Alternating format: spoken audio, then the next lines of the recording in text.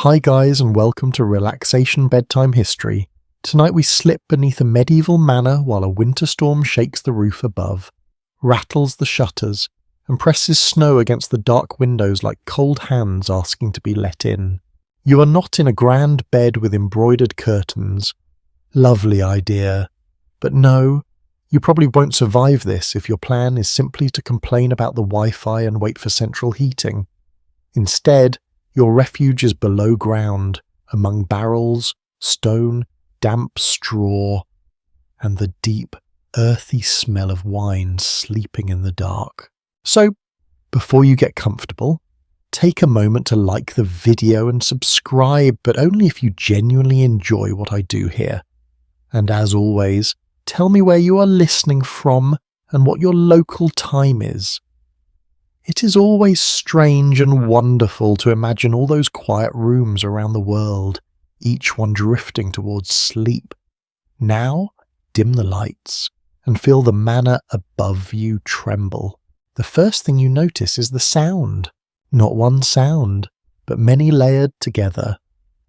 The wind moves around the manor like a living thing, finding every edge of timber, every gap beneath a shutter, every loose tile, every narrow chimney.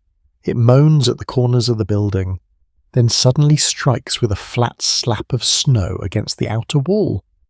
Somewhere high above, a wooden beam gives a tired creak, the sort of sound that makes everyone pretend not to be listening. You stand near the top of a narrow stair, wrapped in a woolen cloak that smells faintly of smoke, sheep, and yesterday's damp weather. It is not a luxury garment. It scratches your neck. It holds old odours with heroic loyalty, but it is yours for the night, and in this house, during this storm, that is no small blessing. The manor is not a castle, though it borrows a little of that stern stone confidence. It is a working household, a place of authority, storage, farming, eating, accounting, praying, complaining, and trying not to freeze. Its lord may have a private chamber, a hall, servants, livestock, and land around him, but the building itself is still vulnerable. Winter does not care much about status. Snow falls on lord, steward, scullion, and stable boy with equal enthusiasm. Very democratic, really, in the least comforting way. A common feature of medieval manor life was the great hall, where much of the household gathered for meals, business, warmth, and social display. Above you, that hall is nearly dark now. The rushes on the floor are trampled and stale, benches have been pushed aside, the long tables have been cleared of trenchers, bones, spilled ale, and crumbs that will absolutely interest the mice before morning. The fire there may still glow, but the heat rises badly, wanders unevenly, and escapes through smoke holes, shutters, and imperfect walls. Down here, you have a different kind of cold. It is steadier. The stair descends into the manor's belly, and each step lowers you away from the storm's wild voice. The wind does not vanish. It becomes muffled, as if wrapped in wool and stone. Your hand slides along the wall, and the surface is rough beneath your fingers, gritty in places, slick in others, where damp has gathered in the mortar. Tiny beads of moisture catch the candlelight like sleepy stars. The candle itself is not impressive. It bends whenever a draught moves through the stairwell, shrinking, stretching, then recovering with a stubborn little glow. You protect it with one hand, as if sheltering a living creature. In a way, you are. Flame is company. Flame is warning. Flame is the difference between a room and a void. Below, the wine cellar waits. You smell it before you see it fully.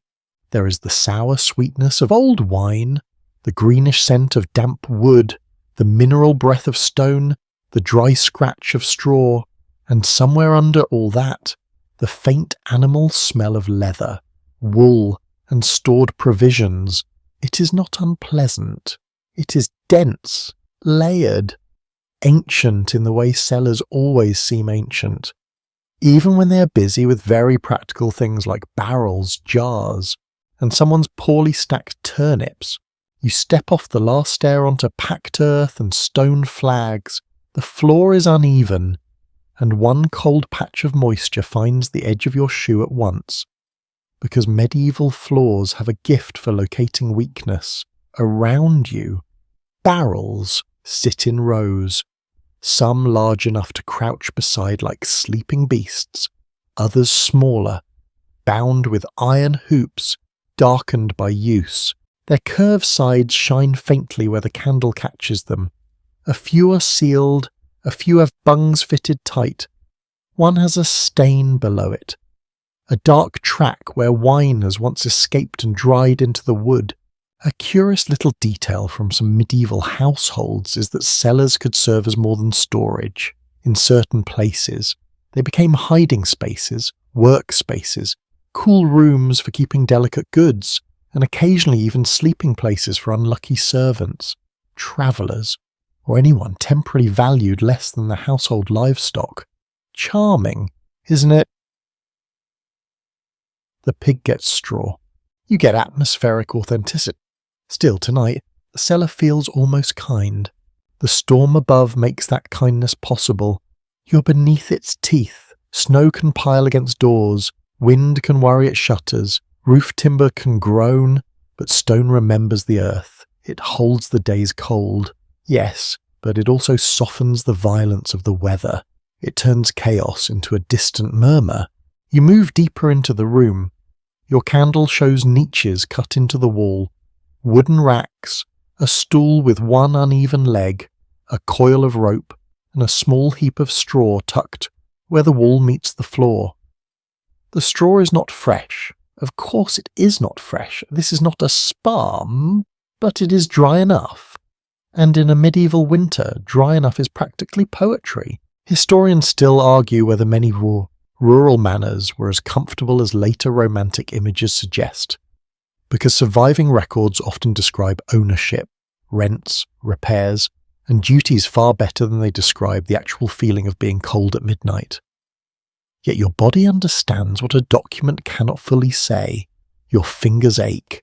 Your breath appears pale in the candlelight. Your ears strain toward every creak from above. A gust hits the manor hard. The sound travels downward through the building, not as a roar now, but as a long shiver.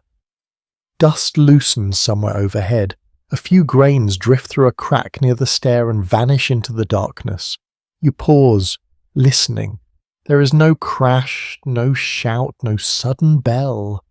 Only the deep settling of old timber and stone. You crouch near the straw and lower your candle carefully onto the stool. The flame makes the barrels seem to lean closer. Their shadows swell across the walls. Round and patient, wine is sleeping here, although not quite asleep. It breathes in its casks, changes slowly with temperature, wood, handling, and time. Medieval people may not describe fermentation in modern scientific language, but they know very well that drink can turn to sour, strengthen, spoil, or surprise you. Frankly, so can people. You draw your cloak tighter. Above, the manor contains hierarchy, warmth, labour, and worry. Below, it is simpler: stone, barrel, straw, breath, flame, storm. You begin to understand why cellars feel like memory. They keep what the household cannot afford to lose. Wine for the table, to be ale perhaps stored nearby, salted goods, tools, ledgers in some houses, seasonal hope in wooden containers. A manor is not only a residence, it is a system of survival, and storage is its quiet heart. You sit with your back against the wall. The stone presses cold through your cloak, but after a moment your body adjusts. Not happily, let us not exaggerate, but it adjusts. You stretch your legs carefully and listen as the candle gives a small wet hiss. Somewhere nearby, a droplet falls from stone into darkness, then another, then silence. The storm continues above, but you're no longer facing it directly. You're inside the hidden layer of the house, the place where wealth smells like oak, damp, and old grape skins. The night gathers slowly around you, and his cellar seems to breathe with the manor.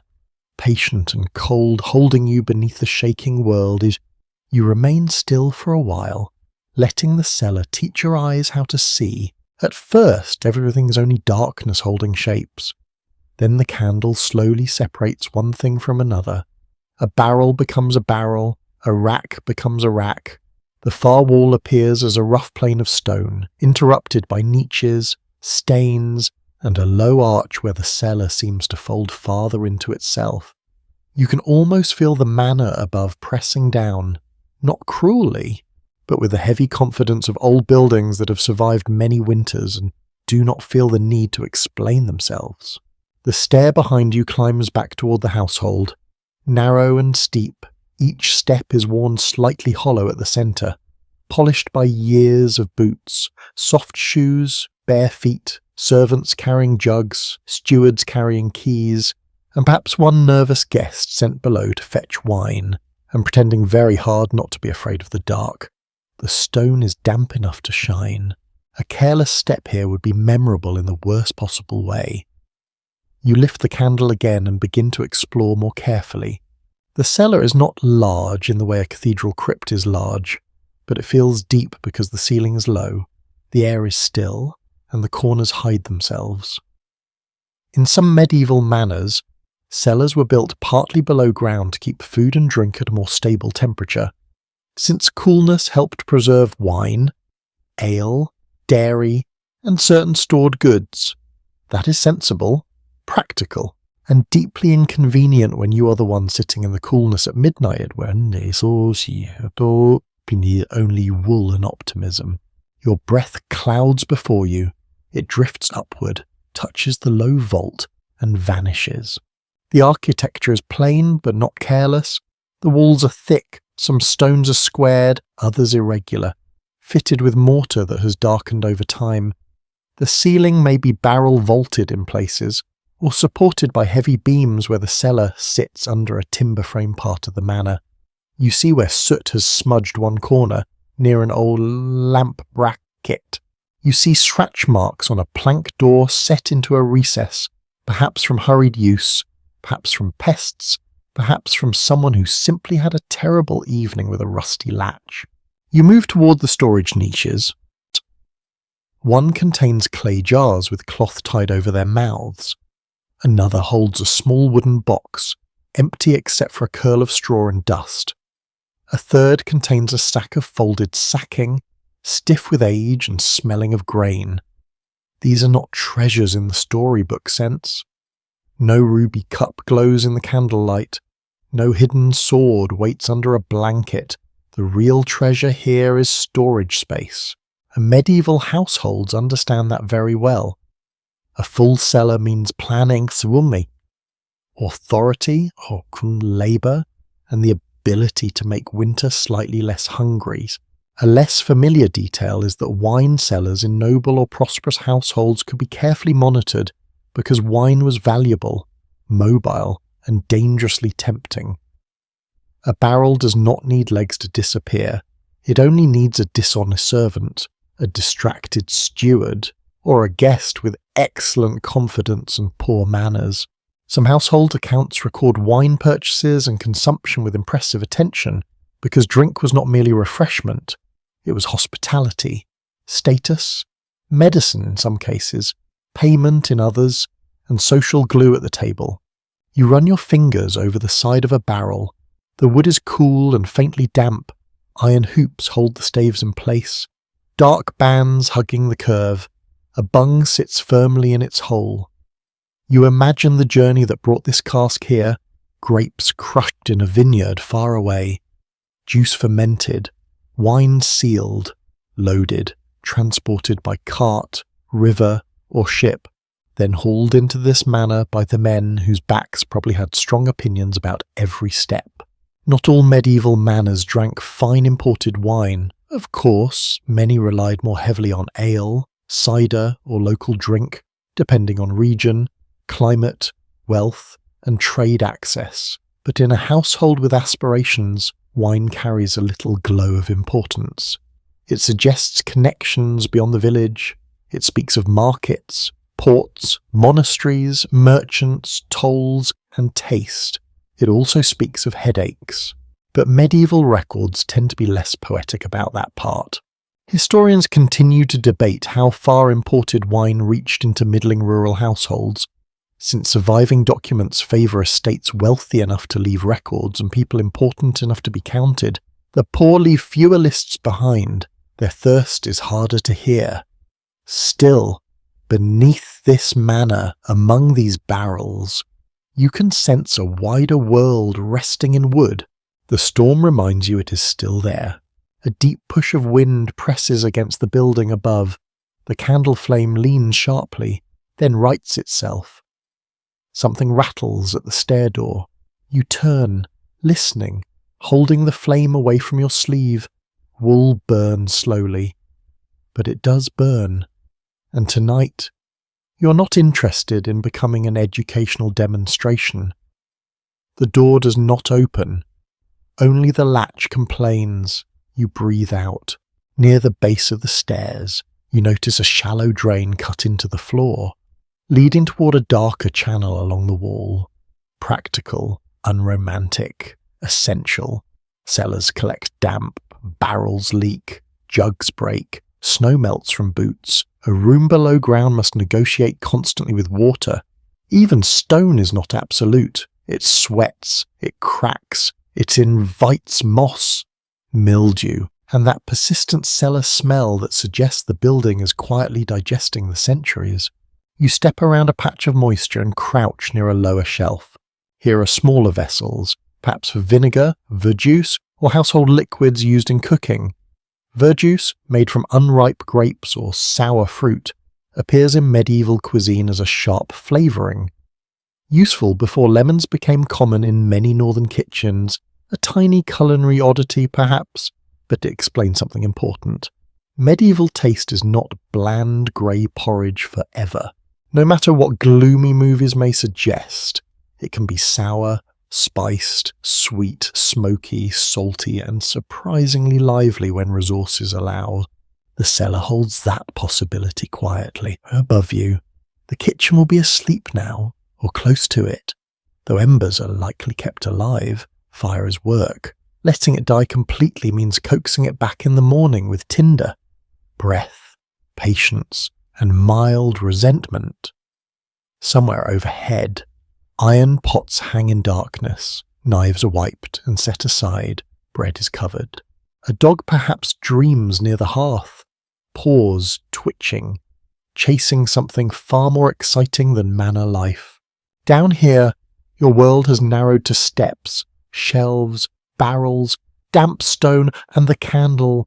You return toward the straw, slower now, feeling more familiar with the room. Familiarity does not make it warm. Let us be reasonable, but it makes the darkness less strange. You know where the floor dips. You know where the beam hangs low enough to punish tall people. You know which barrel leaks a faint scent of sourness. You know the little draught that slides from the stair and brushes your ankle like a cold animal. You sit again and place the candle where its light can reach both the stairs and the nearest row of casks. This is not bravery. It is arrangement. Medieval comfort is often a matter of arranging discomfort into a shape you can endure. The cellar settles around you. The storm continues above, but the room below has its own rhythm. Water drops. Wood creaks faintly. The candle breathes. Your cloak warms slowly where it touches your body. The barrels stand in patient rows, holding their dark contents as if guarding the taste of another season, another landscape, another sun. And as you listen, the stair behind you no longer feels only like an escape upward. It feels like a passage between worlds. Above, the manor lives in rank, duty, noise, heat, and human closeness. Below, it keeps its hidden promises in silence. The barrels keep their silence, but it is not an empty silence. Sitting among them, you begin to notice how much they seem to contain beyond wine. They hold summer sunlight, crushed skins, wet hands, cartwheels, river crossings, merchant bargains, and the careful impatience of people who know that a good drink must be left alone long enough to become itself. In the candle's small glow, the casks look almost alive. Their rounded backs rise from the darkness like sleeping animals, bulky and watchful, as if they might breathe if you listen closely enough. So you listen. At first there is only the storm above, softened by the layers of manor and earth. Then comes the faint ticking of cooling wood, a slight pop from somewhere inside a barrel, a whisper of liquid settling after your footsteps disturb the room. It is easy to imagine the wine thinking in the dark, turning slowly within its wooden chamber, becoming sharper, softer, stranger. Depending on the season, the cask, the handling, and the luck of the household, medieval wine was often stored in barrels or casks, and its quality could vary wildly. Some wines were strong and prized, some were thin, sour, or improved with spices and honey. Some travelled poorly and had to be consumed before they spoiled. A modern bottle with a neat label and predictable flavour would look almost magical here. Also suspicious, medieval people trusted many things, but a perfectly branded supermarket aisle might test even the calmest monk. You shift your cloak beneath you, trying to keep the cold from climbing into your bones. The straw helps a little, not much, let us not flatter the straw, but it lifts you from the floor, and that matters.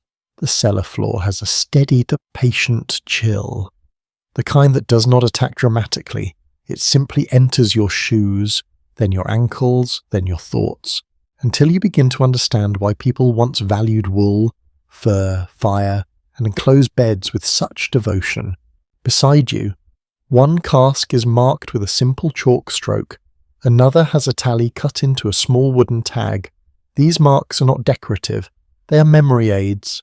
A household with many stores must track what is full, what is empty, what belongs to the Lord's table, what is set aside for guests, what may be used by servants, and what must absolutely not be touched unless one enjoys being shouted at by someone with keys.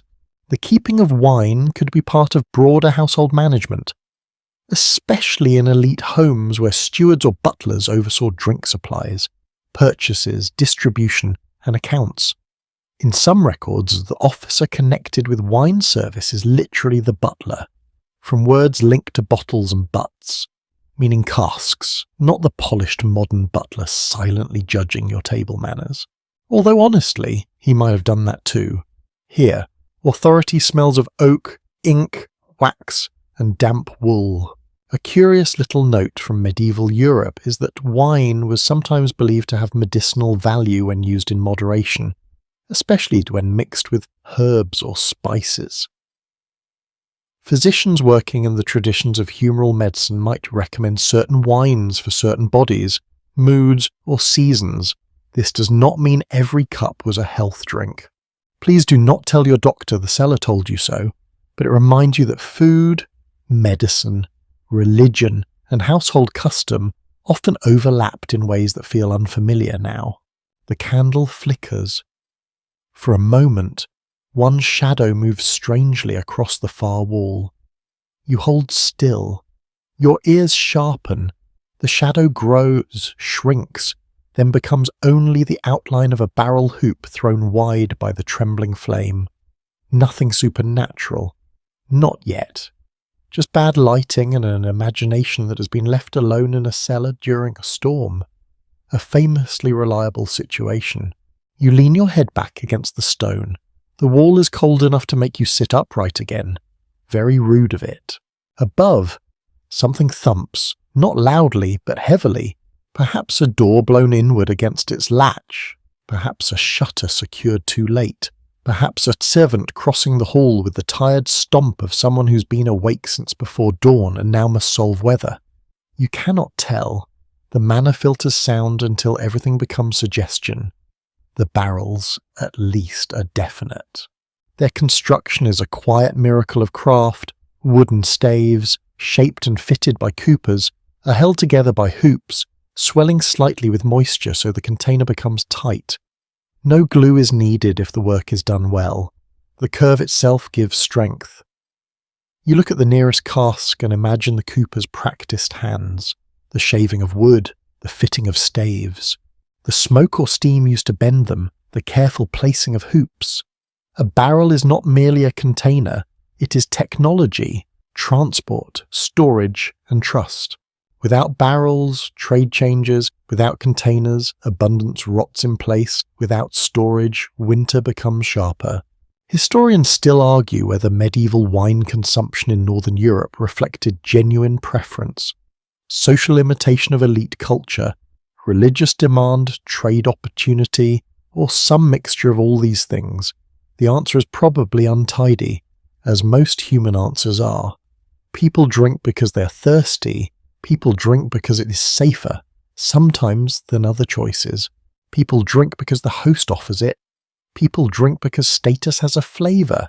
People drink because winter is long, the hall is smoky, and someone has begun singing again. You almost smile at that.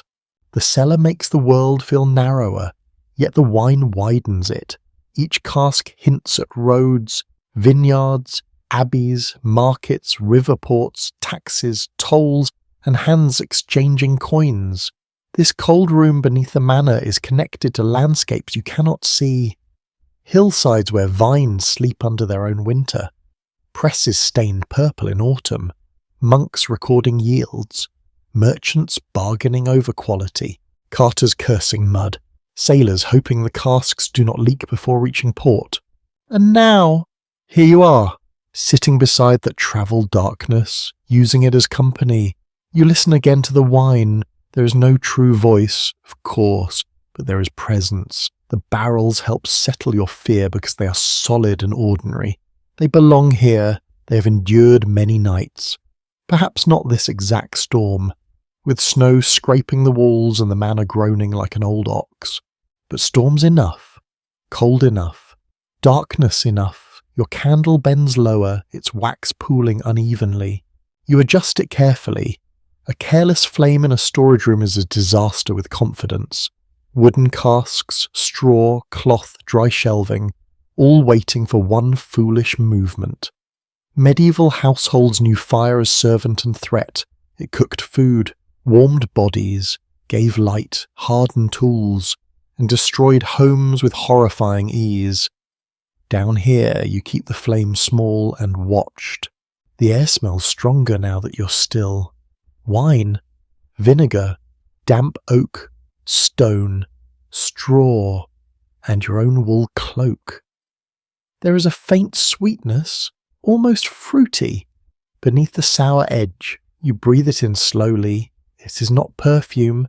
It is storage, fermentation, and time. Yet somehow it comforts you. Another gust rolls over the manor. You do not flinch as much this time. The barrels remain. The stone remains. The candle remains. You begin to understand that medieval comfort often comes not from softness, but from things holding together. A roof that does not lift, a latch that does not fail, a cask that does not split, a flame that does not die, a body that learns to be still. So you gather your cloak around your knees and let the darkness thicken gently, while the wine sleeps beside you and the storm spends itself against the world above. The longer you sit among the barrels, the more aware you become of the manor above. Not through sight, through sound. The stone around you transforms the building into a giant instrument. Every gust of wind plucks at it. Every shifting timber answers. Every distant footstep sends a faint vibration downward through floorboards, beams, walls, and foundations until the cellar receives the message like a patient listener. You lean back against the cool stone and close your eyes for a moment. The darkness behind your eyelids is hardly different from the darkness before them. Above you, the storm continues its assault. Snow strikes the walls in bursts. Wind circles the roofline. Somewhere high overhead, a shutter rattles with determined irritation. Yet beneath those sounds come quieter ones, distinctly human sounds. A door opens, a door closes, something heavy scrapes across a floor. Then silence returns. The manor never truly sleeps. That is one of the first things you would notice if transported into medieval life. Even at midnight, activity lingers. Fires need tending. Animals need watching. Sick people need care. Travellers arrive late. Weather causes problems. Someone always seems to be carrying something inconvenient through a corridor at exactly the wrong hour. A well-established feature of medieval manor houses was their mixture of public and private space. Modern homes separate functions neatly. Bedrooms are for sleeping, kitchens are for cooking, offices are for work. Medieval households often blurred these distinctions. People slept near workspaces, servants rested close to duties, and communal life occupied much of the building. The result was noise, a great deal of noise. Even now, with most of the household asleep. The manor above remains full of small disturbances. You hear a faint clatter, perhaps a pot settling near a kitchen hearth, perhaps a hook loosening slightly as temperatures shift, perhaps a servant discovering that gravity remains fully operational. The sound travels through the structure, softened by distance. Then comes another noise, a low murmur. Voices, "You sit up slightly!" The words themselves are impossible to understand. Stone swallows language, yet tone survives. One voice sounds tired, another sounds irritated. A brief exchange follows, then a door closes somewhere overhead and the conversation vanishes. For a moment you imagine the scene, a cook checking embers, a servant carrying extra blankets, a steward worried about a loose shutter, a sleepy guard assigned to patrol corridors nobody wants to patrol. Winter storms create work. Even wealthy householders cannot simply ignore them. Estate records from various regions reveal repeated expenditures for roof repairs, shutter maintenance, chimney work, and replacement timber after severe weather. Snow and wind were not merely inconveniences, they threatened supplies, structures, livestock, and lives. You glance toward the stair, the door remains shut. The candle continues to burn steadily. Everything is fine. Mostly. Another groan echoes through the manor. This one is deeper. Not alarming exactly, Cease. Just old timber reminding everyone of its existence. Large beams shrink and expand as moisture and temperature change. Medieval builders understood this through experience rather than modern engineering vocabulary. Houses creaked because houses were alive in a practical sense. Wood moved, stone settled, roof shifted. Tonight the storm encourages every beam to voice an opinion. An unexpected detail from some medieval households is that important guests might sleep in rooms that were far less private than modern visitors would expect. Servants moved through chambers, household members shared spaces, curtains created temporary boundaries. Complete solitude was often rare. You imagine the lord of the manor above, perhaps asleep beneath wool blankets, perhaps awake, listening to the storm. Perhaps wondering whether the roof over the great hall will hold through the night. Status provides comfort, certainly, but it does not silence the wind. The manor groans again. This time a tiny shower of dust drifts from somewhere near the ceiling. You watch it float through the candlelight. A few grains sparkle briefly before disappearing. Nothing follows, no crack, no collapse. Just another reminder that the building is enduring the weather one moment at a time. The sounds from above begin to organize themselves in your imagination. Toward one side of the manor lies the great hall. You picture long tables now empty, benches pushed aside, rushes covering the floor. Perhaps a dog curled near fading embers. Beyond that may be private chambers, storage rooms, a pantry, a chapel, guest accommodations, workrooms.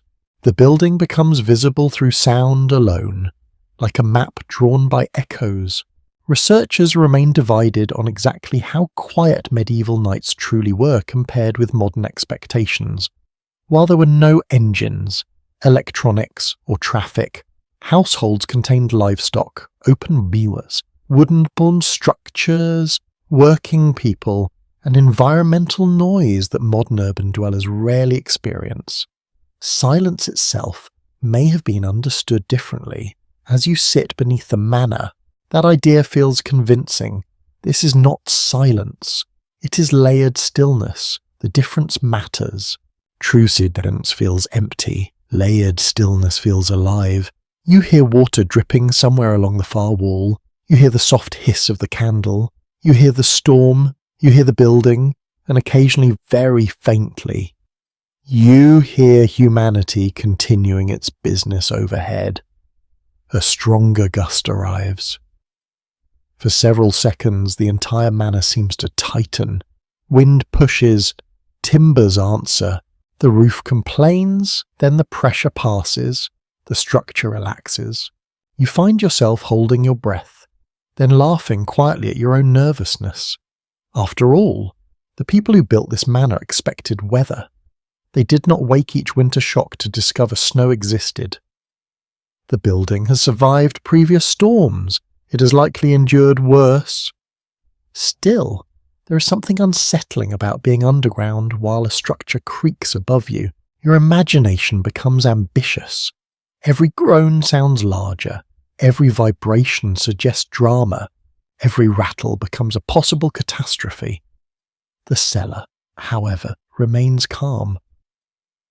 The barrels remain exactly where they were. The stone walls remain indifferent. The candle remains patient. The practical reality of the room helps keep your imagination under control.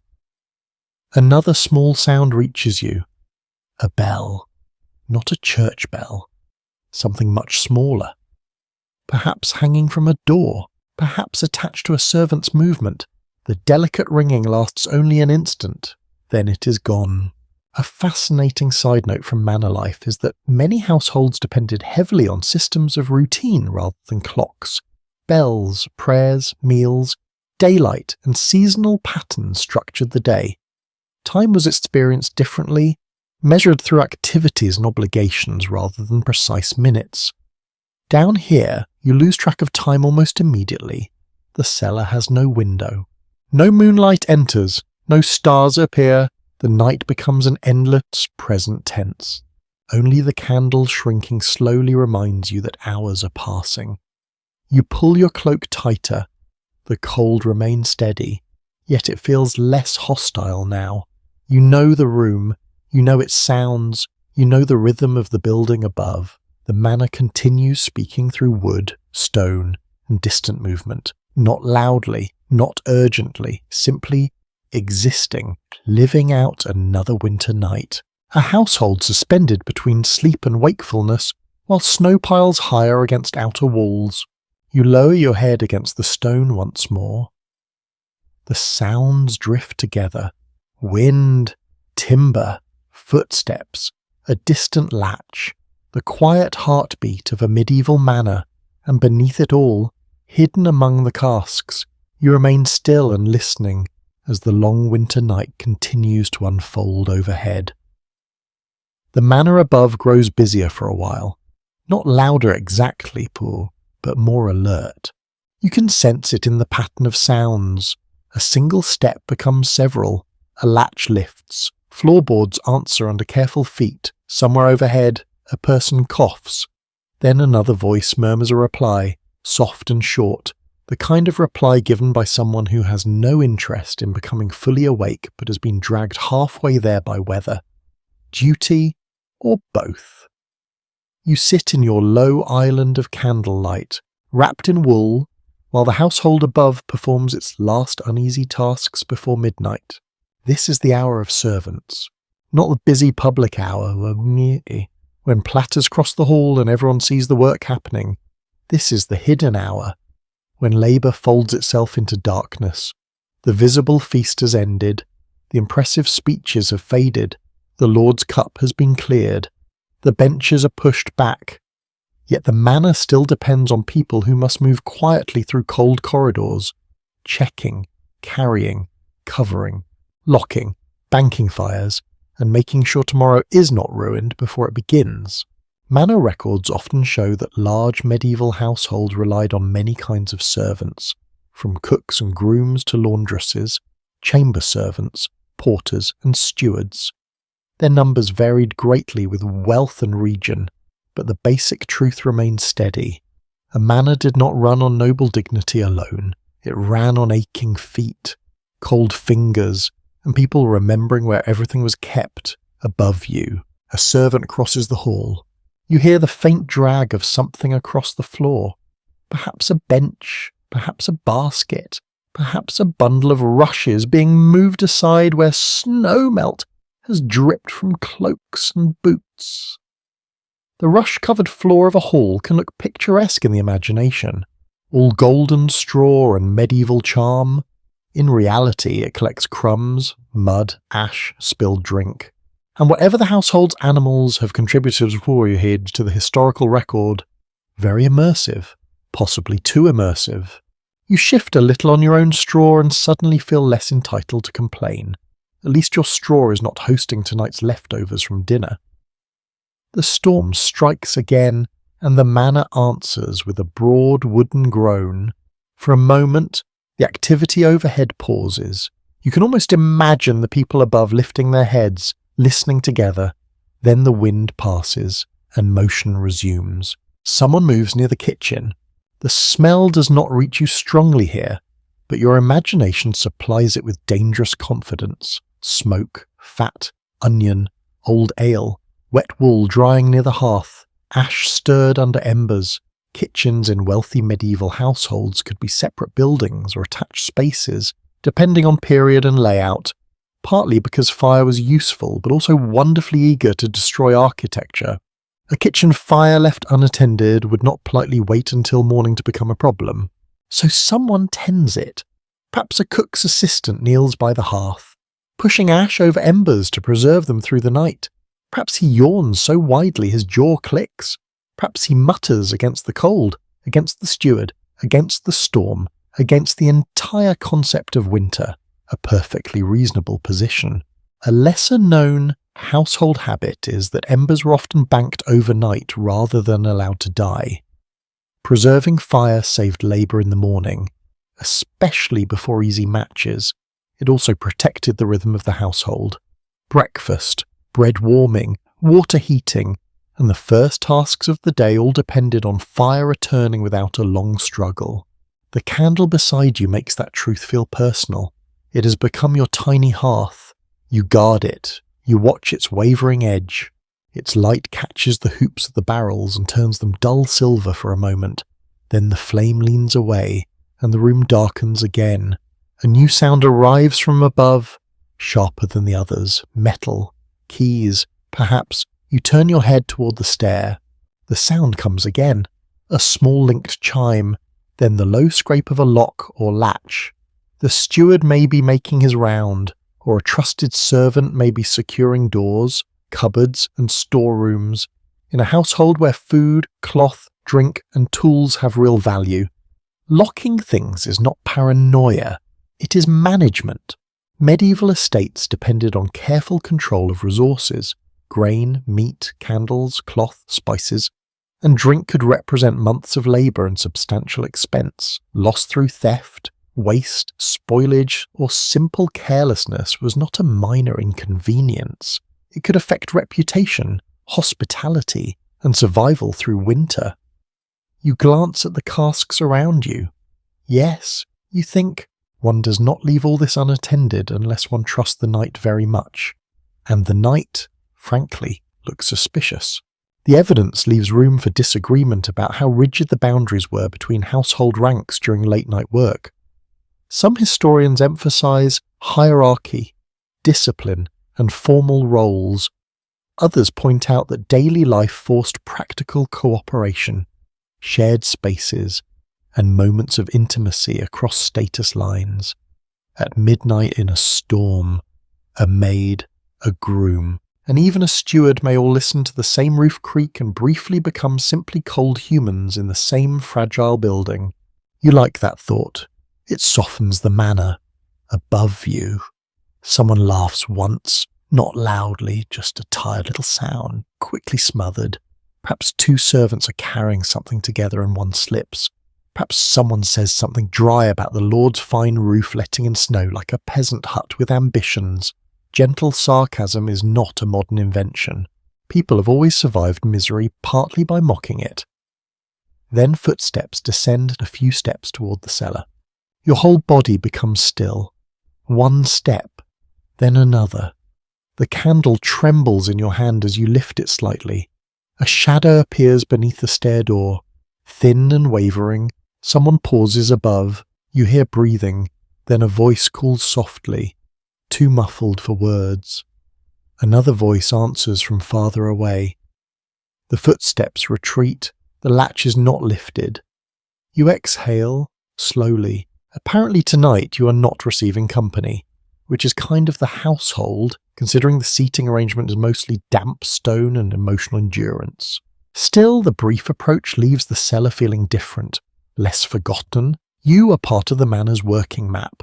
Whether anyone sees you or not, the stairs connect you to the labour above. The barrels near you are not picturesque props, they are household responsibility. Someone will count them, someone will draw from them, someone will answer if one is missing. The storm continues.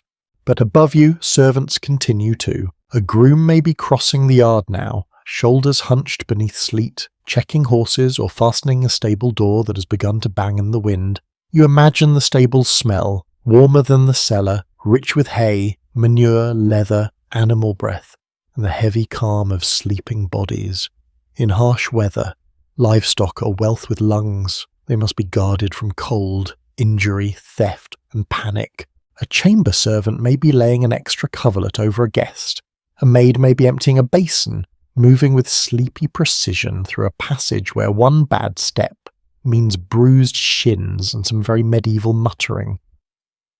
A porter may be listening at the outer door, judging whether the wind has shifted. A child somewhere may wake and be soothed back into sleep.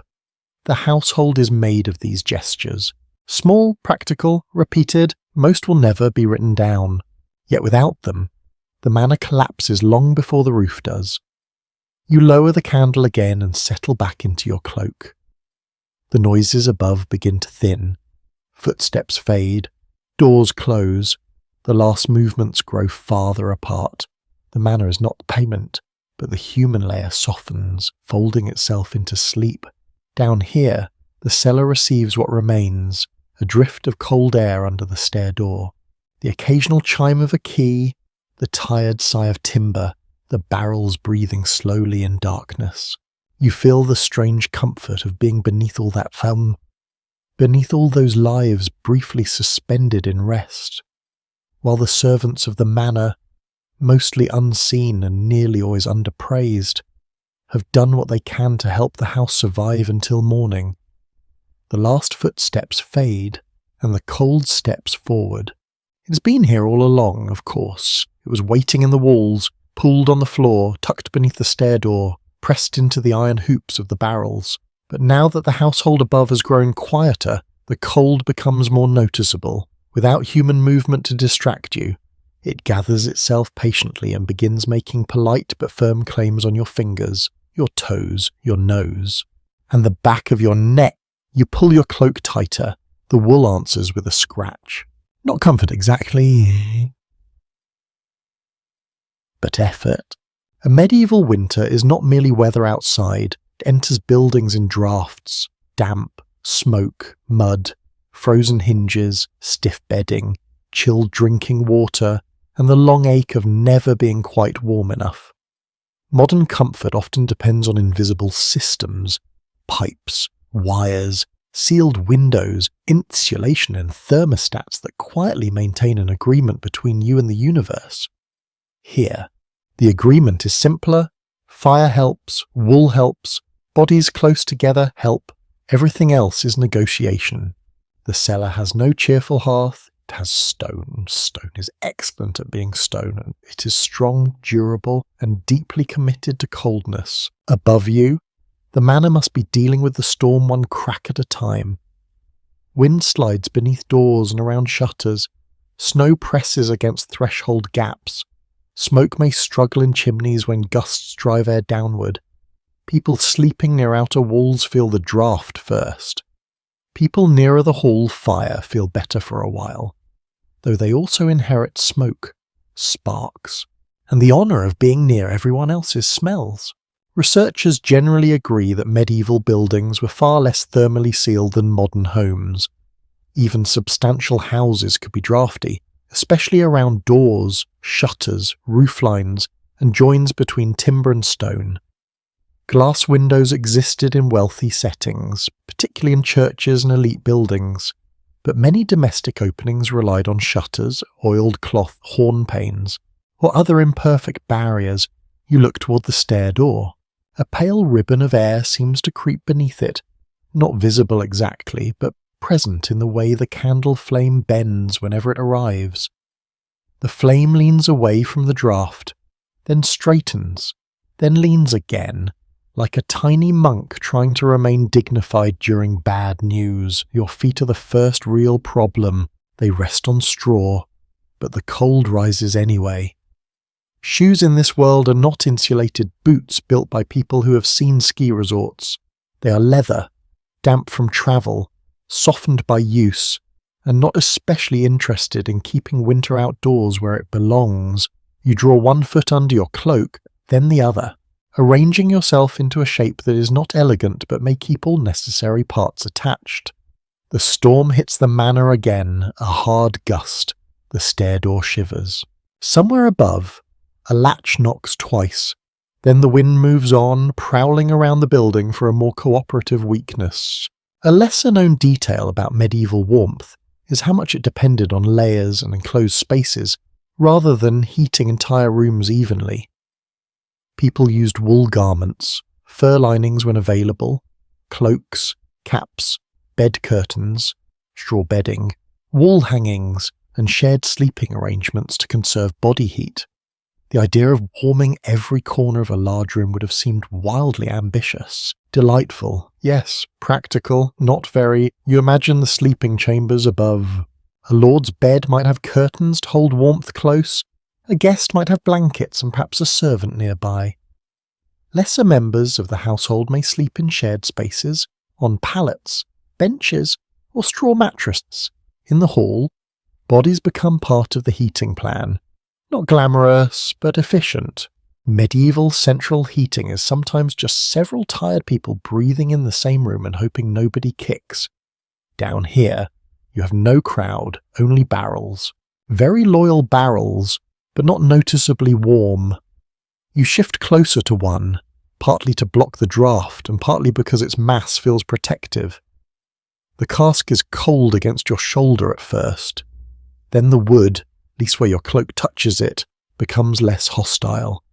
The smell of oak and wine grows stronger. You breathe slowly, letting the scent fill the space where warmth ought to be. The question remains unsettled among historians exactly how medieval people experienced cold emotionally. Since texts often treat hardship as ordinary rather than describing every shiver, did they feel winter as constant misery? Familiar inconvenience, spiritual testing, or seasonal rhythm, or all of these at once?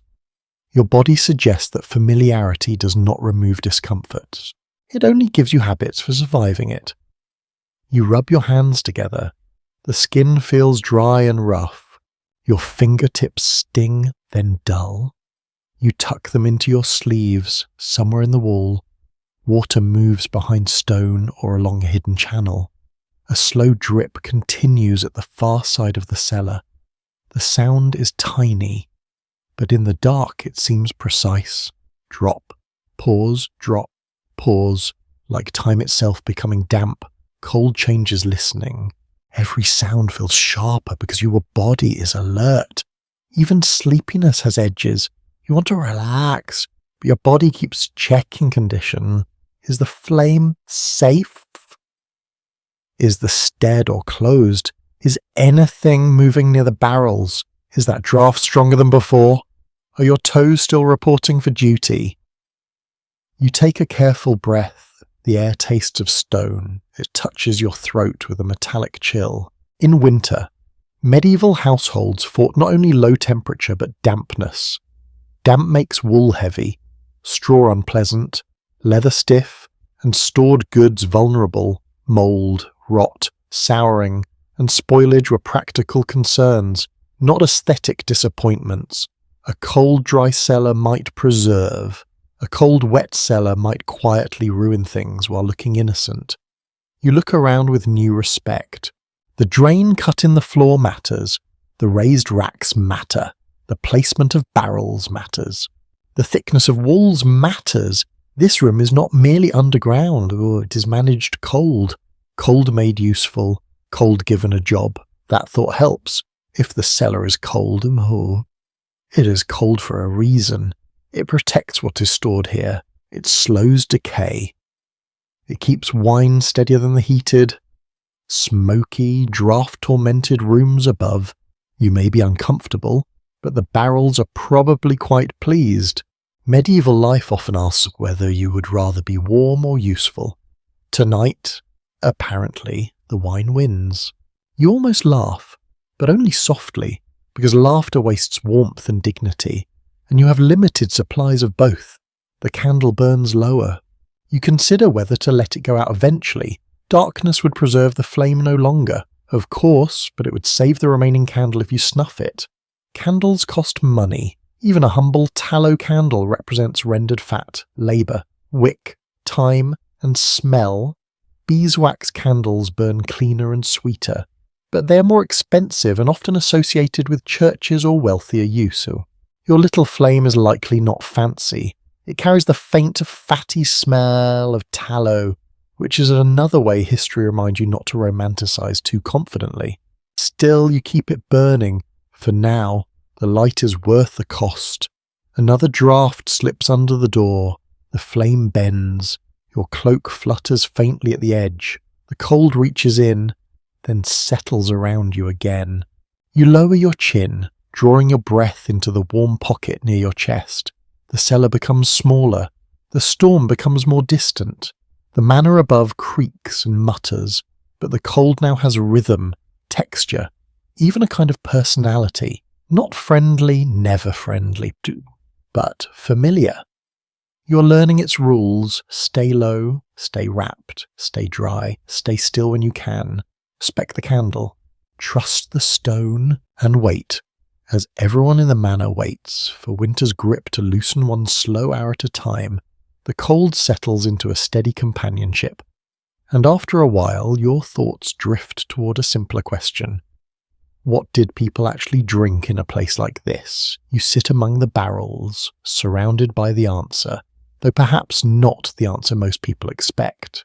The storm continues to scrape and rattle at the mantra eve, but here in the cellar the scent of wine remains constant. Oak, fermentation, damp stone, and faint traces of fruit linger in the air. It is impossible to sit here long without wondering how much of medieval life passed through vessels like these. A surprising number of modern ideas about medieval drinking are built on exaggeration. You may have heard that everyone drank alcohol all the time because water was hopelessly unsafe. The reality is more complicated and considerably more interesting. You adjust your cloak and look across the rows of casks. The household above certainly values drink. That much is obvious. Yet drink serves many purposes beyond simple thirst. It accompanies meals, welcomes guests, marks celebrations, supports religious observance, and sometimes provides calories in seasons when food is scarce. Documents preserved from the period show that wine, ale, cider, and other beverages occupied an important place in household management. Quantities were tracked carefully, deliveries were recorded, storage mattered. Nothing this valuable is left entirely to chance. A gust of wind rattles the stair door. The candle flickers. You glance up briefly, then return your attention to the cellar around you. Perhaps one of these barrels contains imported wine from a distant vineyard. Another may hold something intended for special guests. Others could contain everyday supplies used more regularly at the Lord's table. Not all wine was magnificent. Not all ale was delicious. Medieval people were perfectly capable of producing drinks that modern taste buds might politely describe as educational. Still, the best examples could be highly regarded. The cellar smells of aspiration as much as agriculture. One practice widely encountered across Europe was the brewing of ale within households. Unlike wine, which depended heavily on grape-growing regions and trade networks, ale could be produced more locally. Women often played major roles in brewing, especially in smaller communities and households. You imagine activity earlier in the year. Grain stored, water heated, ingredients prepared, vessels cleaned. The process repeated countless times across villages, farms, monasteries, towns, and manor estates. Above you tonight, people sleep partly because someone remembered those tasks months ago. A forgotten corner of medieval life reveals just how closely food and drink connected to daily survival. Ale was not always the strong beverage modern people imagine. Some versions were relatively weak and consumed regularly with meals. Strength varied widely depending on ingredients, methods, and purpose. A weak ale might accompany ordinary daily activity. A stronger drink might appear on special occasions. Humanity has always displayed remarkable creativity when presented with grain and spare time. You smile slightly at the thought. The barrels remain silent. The storm does not. Another gust sweeps across the manor roof. The sound travels downward through timber and stone until it reaches the cellar as a long shudder. You wait. Nothing collapses. Nothing dramatic happens. The manor simply continues being old.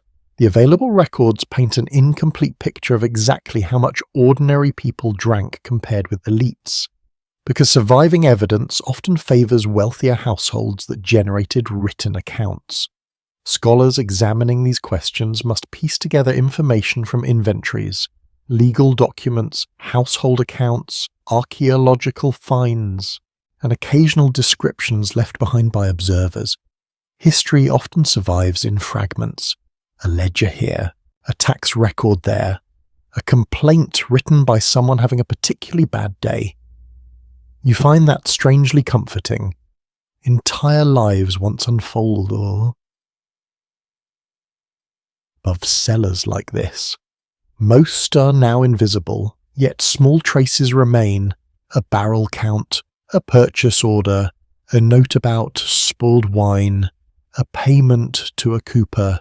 Together they allow glimpses into vanished evenings. The candle crackles softly. A thin ribbon of smoke rises before disappearing into darkness. Your eyes wander toward a smaller cask tucked against the far wall. It looks older than the others. Its wood is darker. Its iron hoops carry patches of rust. Perhaps it still serves a purpose. Perhaps it remains simply because removing it would require effort nobody wishes to spend. Medieval households were often practical in that way. If something continued functioning, it might remain in service for years, sometimes decades. A curious anecdote survives from various regions involving disputes over drink quality, adulteration, and honesty in trade. People worried about watered wine, poor ale, inaccurate measures, and unfair pricing just as consumers complain about products today. Certain aspects of human behavior display remarkable consistency. Technology changes, fashion changes, architecture changes. Complaining about value for money remains immortal. You settle deeper into your cloak. The cellar feels smaller now, not because it has changed, but because familiarity has softened it. You know where the damp spots lie. You know which barrel carries the strongest scent. You know how the candlelight behaves when a draught sneaks beneath the stair door. The room no longer feels mysterious. It feels inhabited. The historical picture remains somewhat blurred regarding how people judged water quality in different places. Some settlements had access to excellent springs, wells, or flowing sources. Others struggled with contamination. The idea that every medieval person avoided water entirely oversimplifies a far more varied reality. People generally preferred not becoming sick. A surprisingly timeless goal in many places, water remained an important part of daily life. Drink choices depended on circumstance, location, season, status, and availability. Reality, as usual, refuses to fit neatly into popular myths. The storm outside grows briefly louder. Snow scrapes across outer walls. Somewhere above, a beam creaks. The manor answers the weather with patient endurance. You think about the people sleeping overhead. A servant may dream of warmer seasons. A steward may worry about accounts. The Lord may hope valuable stores remain secure through winter. Everyone depends, in one way or another, on the contents of rooms like this. That dependence gives the cellar an unexpected dignity. It is not merely storage, it is preparation. Preparation for feasts, preparation for guests, preparation for shortages, preparation for uncertainty. Every barrel represents confidence placed in the future. Someone filled it, believing tomorrow would arrive. Someone stored it, believing winter could be endured. Someone locked this room, believing preservation mattered. You run your fingers lightly across the nearest cask. The wood feels cool beneath your hand, solid, dependable, the sort of object that rarely appears as the hero of a story despite quietly making civilization possible. No barrels, no long-term storage, and no large-scale transport, no reliable movement of countless goods. The humble cask accomplishes far more than its appearance suggests. The candle burns lower. The cellar grows darker around the edges. Still, the rows of barrels remain visible, silent guardians of fermented hopes and carefully managed resources. Above, the winter storm continues its endless conversation with the manor roof. Below, you sit among oak, stone, and shadow, surrounded by drinks that once connected fields, vineyards, households, merchants, labourers, travellers, and noble-to-bulls. The world beyond the cellar feels distant, yet somehow it is all present here, contained inside wood, waiting patiently in darkness. The small sound of keys still lingers in your imagination. Even after the footsteps have gone and the stair door has returned to silence, you keep thinking about that brief metallic chime from above. It was thin, ordinary, almost nothing, yet in this manner, this hour, it carried authority. A key is not just a tool, it is permission made of iron. You look around the cellar again. Barrels, jars, axe, sacks, shadows. So many things down here need keeping. So many things need counting. So many things need someone responsible enough to know what has been used, what remains, and what must not mysteriously vanish between supper and dawn. That person, more often than not, is connected to the steward's world. In a substantial medieval household, the steward could be one of the most important figures below the lord himself. He might oversee estate business, supervise servants, manage accounts, enforce rules, and coordinate the flow of goods through the household. Not every manor worked identically, and titles could vary by region and period, but the broader pattern is clear. Noble comfort required administration. Someone had to turn authority into lists. Very glamorous, really. Nothing says medieval power quite like damp ink, tired eyes, and a dispute over missing onions. You imagine the steward above, perhaps not asleep yet. Maybe he has already made his last round. Maybe the keys at his belt are tucked beneath his blanket. Maybe he lies awake, reviewing numbers in his mind while the storm beats at the roof. Wine casks, grain stores, salted fish, candles, firewood, fodder, repairs needed after this miserable weather. The lord may own the manor, but the steward knows how easily a household can bleed resources through small gaps. A door left open, a servant careless with stores, a barrel tapped too freely, a feast more generous than planned. Winter notices such mistakes. You shift closer to the nearest cask and listen as the cellar settles. The candlelight reaches only so far. Beyond it, everything becomes uncertain. This is where locks matter, not because everyone is villainous, but because hunger, temptation, resentment, and opportunity are old companions.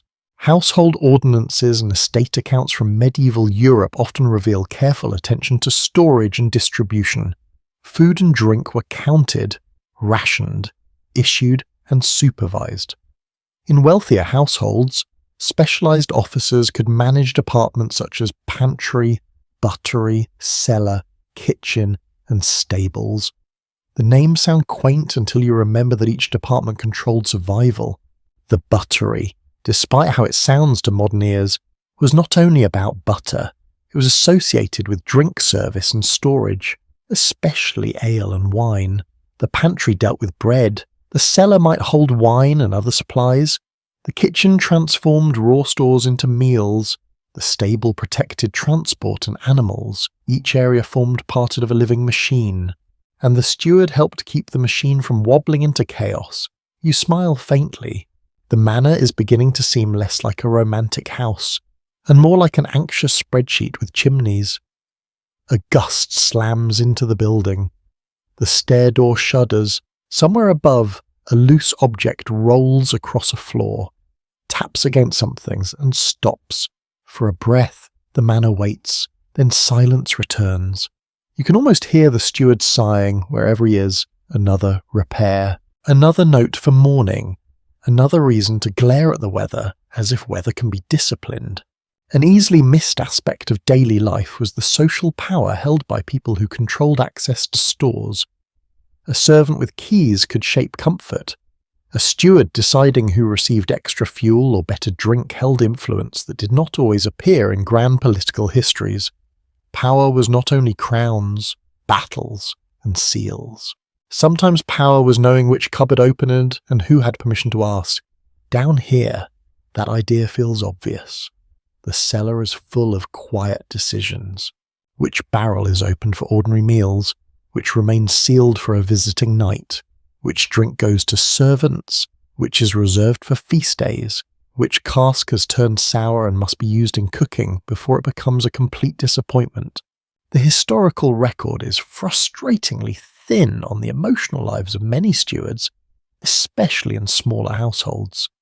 But surviving accounts show enough responsibility to suggest a demanding role. They stood between lord and labour, between expectation and reality, between generosity and budget. That is not always a comfortable place to stand. You picture him again, a man perhaps middle-aged, though medieval middle age arrives with impressive speed when winter, infection, and poor dentistry participate. He wears a wool gown or tunic suitable to his rank, carries a knife, perhaps a writing tablet, perhaps a purse, certainly keys if he's trusted with them. His hands are ink-stained, chilled, and busy. He knows who wastes candles. He knows who drinks more than permitted. He knows which roof repair was delayed too long. He probably knows this cellar better than anyone. That thought makes you look at the room differently, not as a visitor sees it, as an administrator sees it. The barrels are not mysterious shapes, they are entries. The jars are not quaint objects, they are quantities. The straw is not atmosphere, it is condition. The damp patch near the drain is not mood, it is risk. You glance at the stain beneath one cask and imagine the steward's reaction. Not poetic, not dreamy, possibly very loud. The candle flame gives a small shiver, then steadies. You reach out and touch the rough wooden tag hanging from one barrel. The mark on it is simple enough, perhaps indicating origin, volume, or intended use. Many medieval people were not literate in the way modern schooling expects, but households relied on marks, tallies, symbols, oral memory, and practical systems of recognition. Written records mattered, but so did trained attention. A peculiar little feature of older accounting practices was the use of tally sticks in some medieval contexts. Notched wood could record debts, payments, or quantities, and split tallies allowed two parties to hold matching records. It sounds almost charming, until you realise it is a financial technology built from wood and trust, also sharp knives, very medieval. You listen again, no keys now, only the storm, yet the imagined presence of the steward remains. Perhaps because this room bears his invisible hand, the casks are arranged for access, the floor has a path kept clear, the shelves hold goods in categories, the door has a lock. The cold is not enough to protect wealth, human systems must help. You tuck your hands into your sleeves and let your breathing slow. The manor above may seem asleep, but its order continues below ground, even in darkness. The household hierarchy persists. The Lord's authority flows through doors. Keys, marks, ledgers, and habits. The steward's work makes that authority practical. Servants obey it, bend around it, resent it, depend on it, and sometimes quietly outwit it. That last part is likely. No system survives contact with hungry people without adaptation. The wind moans again along the outer walls. You imagine snow piling against the manor, hiding paths, softening sills of roofs, filling the yard, covering the tracks of servants and animals. By morning, the steward will need reports: which door drifted shut with snow, which animals need extra fodder, which fuel was used, which stores must be checked, which guest complains first. There's always one, down here, though his keys are absent. For this hour, you sit inside the locked logic of the manor, protected and confined by the same system. The cellar holds its breath around you. Wood, stone, iron, straw, wax, wine, all counted, all guarded, all waiting for morning, and somewhere above, perhaps beside a dying ember, the steward's heavy keys lie still, carrying the whole sleeping weight of the household in their quiet metal teeth. A small noise begins near the far wall. Not the storm, not the manor, something lower, closer. You stop moving at once. The candle flame gives a little nervous bend, as if it has also heard the sound and would like to be excused from the room. You stare across the cellar, past the nearest barrels, toward the darker place where the wall meets the floor. For several breaths, nothing happens. Then comes the sound again, a scratch, a pause, a faint skitter. Of course.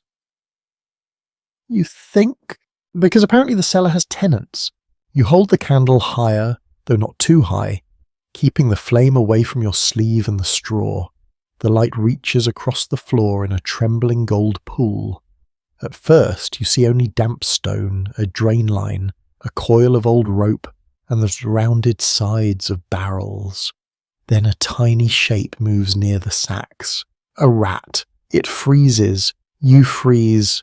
The rat looks at you with the calm entitlement of a creature that has never signed a lease but absolutely lives here. Then it slips behind a jar and vanishes. You exhale slowly. The manor above may have lords, stewards, servants, guests, grooms, cooks, and sleeping dogs.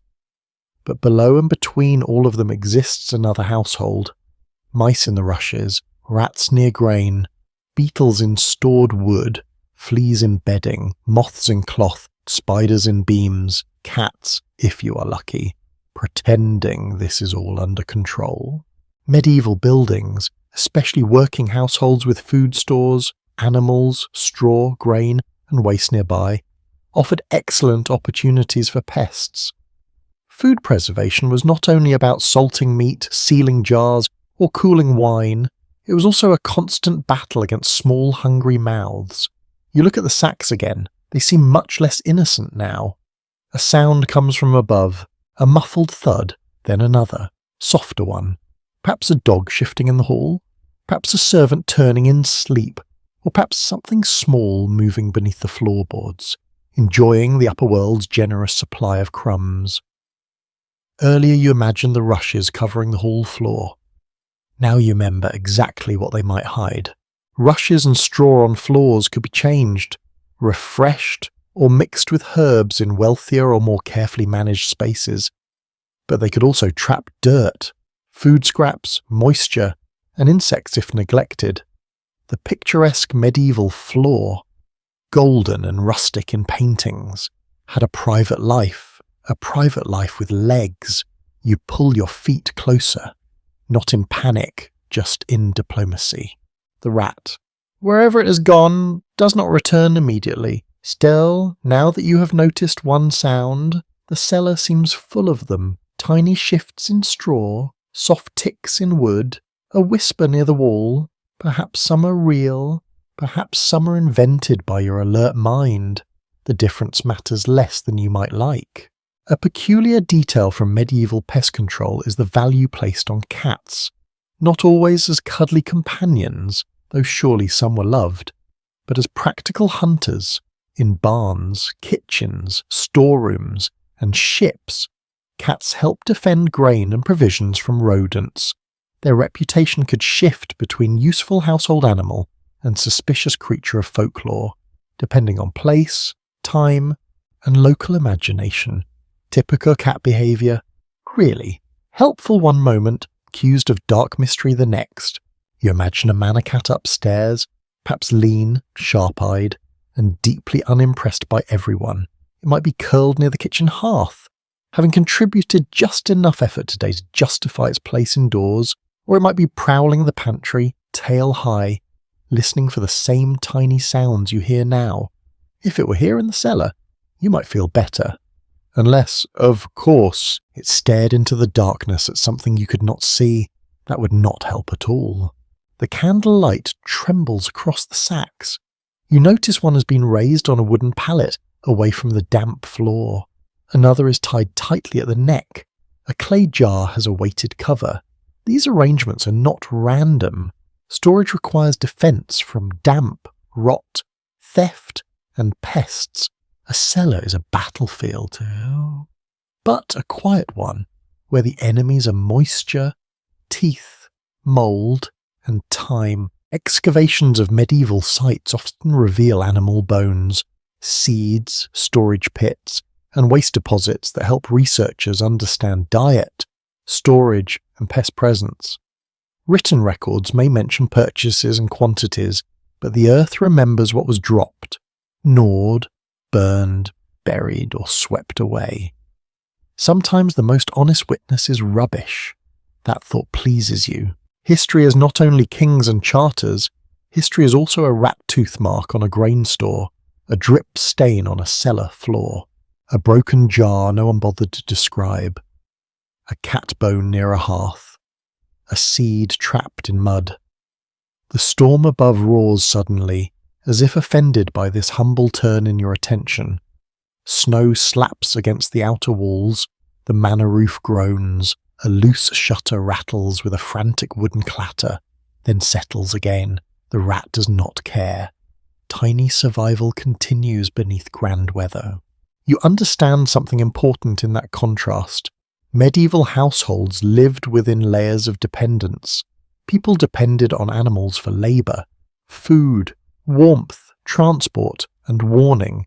They also competed with animals for stores. A horse in the stable is wealth. A pig in the yard is future meat. A dog near the hall is protection and company. A rat in the grain is theft with whiskers. The matter remains difficult to determine with certainty when historians try to measure exactly how much food medieval household lost to pests, because losses were often routine, local, and underreported. Yet common sense, archaeology, and household management practices all point to constant concern. Grain had to be guarded, cheese had to be covered, meat had to be hung, salted, smoked, or otherwise protected. Nothing edible was truly alone. You hear the scratch again, this time nearer. The small creature moves behind a barrel, unseen but present. You do not chase it. What would you do? Conduct a heroic battle in the cellar with a candle and a tired expression. The rat is likely better adapted to this terrain. It knows the cracks, it knows the dark, and it probably knows the household schedule better than some servants. Instead, you remain still. The sound fades. Your breathing slows again. The presence of pest does not ruin the cellar's calm. Strangely, it makes the place feel more real. This is not a clean museum room. It is not arranged for visitors. It is a working medieval storage space beneath a working household, filled with value, vulnerability, and life that refuses to respect human boundaries. Above, in the hall, rushes may shift as mice move under benches. In the kitchen, scraps tempt bold little thieves. In the stable, animals breathe warm clouds into the dark. In the walls, insects sleep or creep through timber. In the cellar, the rat returns to its private paths, and you, wrapped in your cloak among the casks, become another temporary creature of the manor, cold, alert, trying not to waste heat, trying not to attract trouble, trying to share the dark with whatever else has claimed it. The candle burns on. Its glow reaches the nearest barrel, the straw beneath you, your drawn-up knees, and a patch of floor where the rat briefly stood. Beyond that, the cellar belongs to shadow and small sounds. You listen, no longer startled by every scratch. The manor above holds its human hierarchy. The cellar below holds a quieter truth. Survival is crowded. Even in the dark, you are never entirely alone. The candle has become the centre of the room, not the barrels, not the stair, not the storm. The candle, its small flame trembles on the uneven stool, thin and gold, leaning whenever a draught slips beneath the door. Around it, the cellar opens and closes in soft waves of shadow. One moment the nearest casts appear solid and close, their iron hoops dull in the light. The next moment they sink back into darkness, as if the room is breathing them in again. You watch the flame for a long time. It is easier than thinking about the rat. It is easier than thinking about the cold. It is easier than thinking about the weight of the manor above you, with its creaking beams, sleeping bodies, and roof taking the storm blow by blow. Light in this world is never effortless. It must be made, carried, guarded, trimmed, paid for, and feared. The modern hand reaches for a switch and expects obedience. Here, illumination depends on wax, fat wick, spark, and patience. Darkness is not a failure of technology. Darkness is the normal condition, waiting just outside the flame. You cup one hand near the candle, not touching it, simply feeling the faint heat. It is astonishing how little warmth it gives and how much courage. Medieval households used several forms of artificial light, including rushlights, tallow candles, beeswax candles, oil lamps, and hearth flames. Wealth shaped the quality and quantity of light. Beeswax burned more cleanly and sweetly, but it was costly. Tallow, made from animal fat, was cheaper, smokier, and often smellier. Rushlights, made by dipping the pith of rushes in fat or grease, were humble, useful, and not exactly luxurious. The past glows, yes, but sometimes it smells like rendered sheep. The candle before you is probably tallow. It gives itself away by its faint greasy scent, which curls into the cellar air and mingles with damp stone, wine, straw, old wood, and the ghost of sourness from some cask nearby. You do not dislike it exactly. You are beyond that. At this hour, any light that does not explode, fall over, or set the straw on fire is a valued companion. A tiny bead of melted fat or wax slides down the candle's side. It pauses, then hardens. You watch this small event as if it matters greatly. In the dark, small things become ceremonies. The wick needs care. If it grows too long, the flame smokes and gutters. If it burns too low, the light weakens. Someone in the manor above knows this without thinking. A chamber servant trimming a candle, a cook managing rushlights near a hearth, a steward calculating how many candles remain before another purchase is required. Light is domestic labour made visible. A small but revealing detail concerns candle ownership. In some households, candles were issued carefully, collected, reused, or controlled because they represented real cost. Even candle ends could be saved. A modern person may throw away a stub without a thought. A medieval household might see one more useful hour. Waste was not only annoying, it was morally suspicious, economically foolish, and probably something the steward remembered with frightening clarity. You glance toward the imagined keys again. Yes, the steward would count the candles too. Of course he would. The flame bends sharply. A draught has strengthened. The stair door remains shut, but cold air has found a passage under it, and perhaps around the frame as well. The candle's light leans toward the barrels, making the shadows stretch long across the floor. For a second the casks seem enormous, like dark towers inside the cellar. Then the flame straightens, and everything returns to its proper size, almost. Your imagination keeps a little of the distortion. That is what candlelight does. It does not simply reveal, it transforms. Stone becomes skin, rope becomes a snake, a hanging cloth becomes a person waiting in the corner, a rat becomes a monster, which the rat would probably appreciate. The surviving sources leave room for multiple explanations about how medieval people emotionally understood nighttime darkness. Religious writers could describe darkness as spiritual danger, mystery, testing or rest. Practical householders knew it as inconvenience. Cost and risk, storytellers filled it with spirits, thieves, omens, and wandering things, and for someone sitting in a cellar during a storm, all those meanings overlap rather efficiently. You rub your thumb against your fingers, feeling the rough dryness of your skin. The cellar is quiet for several breaths. Then the candle spits, just once. A tiny spark leaps and dies. You flinch more than necessary, very heroic. You look at the straw beneath you and make a silent agreement with yourself to remain careful. Fire is comfort, but it is also one of the quickest ways to turn a bad night into a family legend, told with grim expressions. Many medieval buildings were vulnerable to fire because of timber construction. Thatch in some settings, open hearths, rushes, cloth, and crowded interiors. Stone helped, but it did not make a house invincible. Flame could climb where people did not expect it.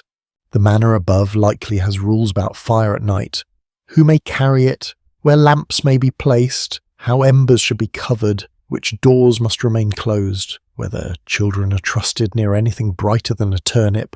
Probably not. You lean forward and adjust the candle slightly, moving it farther from the straw and closer to the stone wall.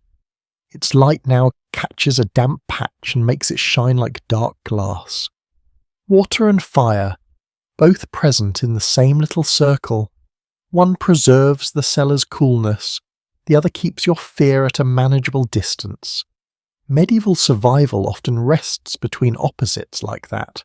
You think again of the manor above. In the Lord's chamber, perhaps a better candle has burned beside a bed, then been snuffed. In the chapel, beeswax may have been reserved for devotional use, its cleaner scent suited to prayer and status.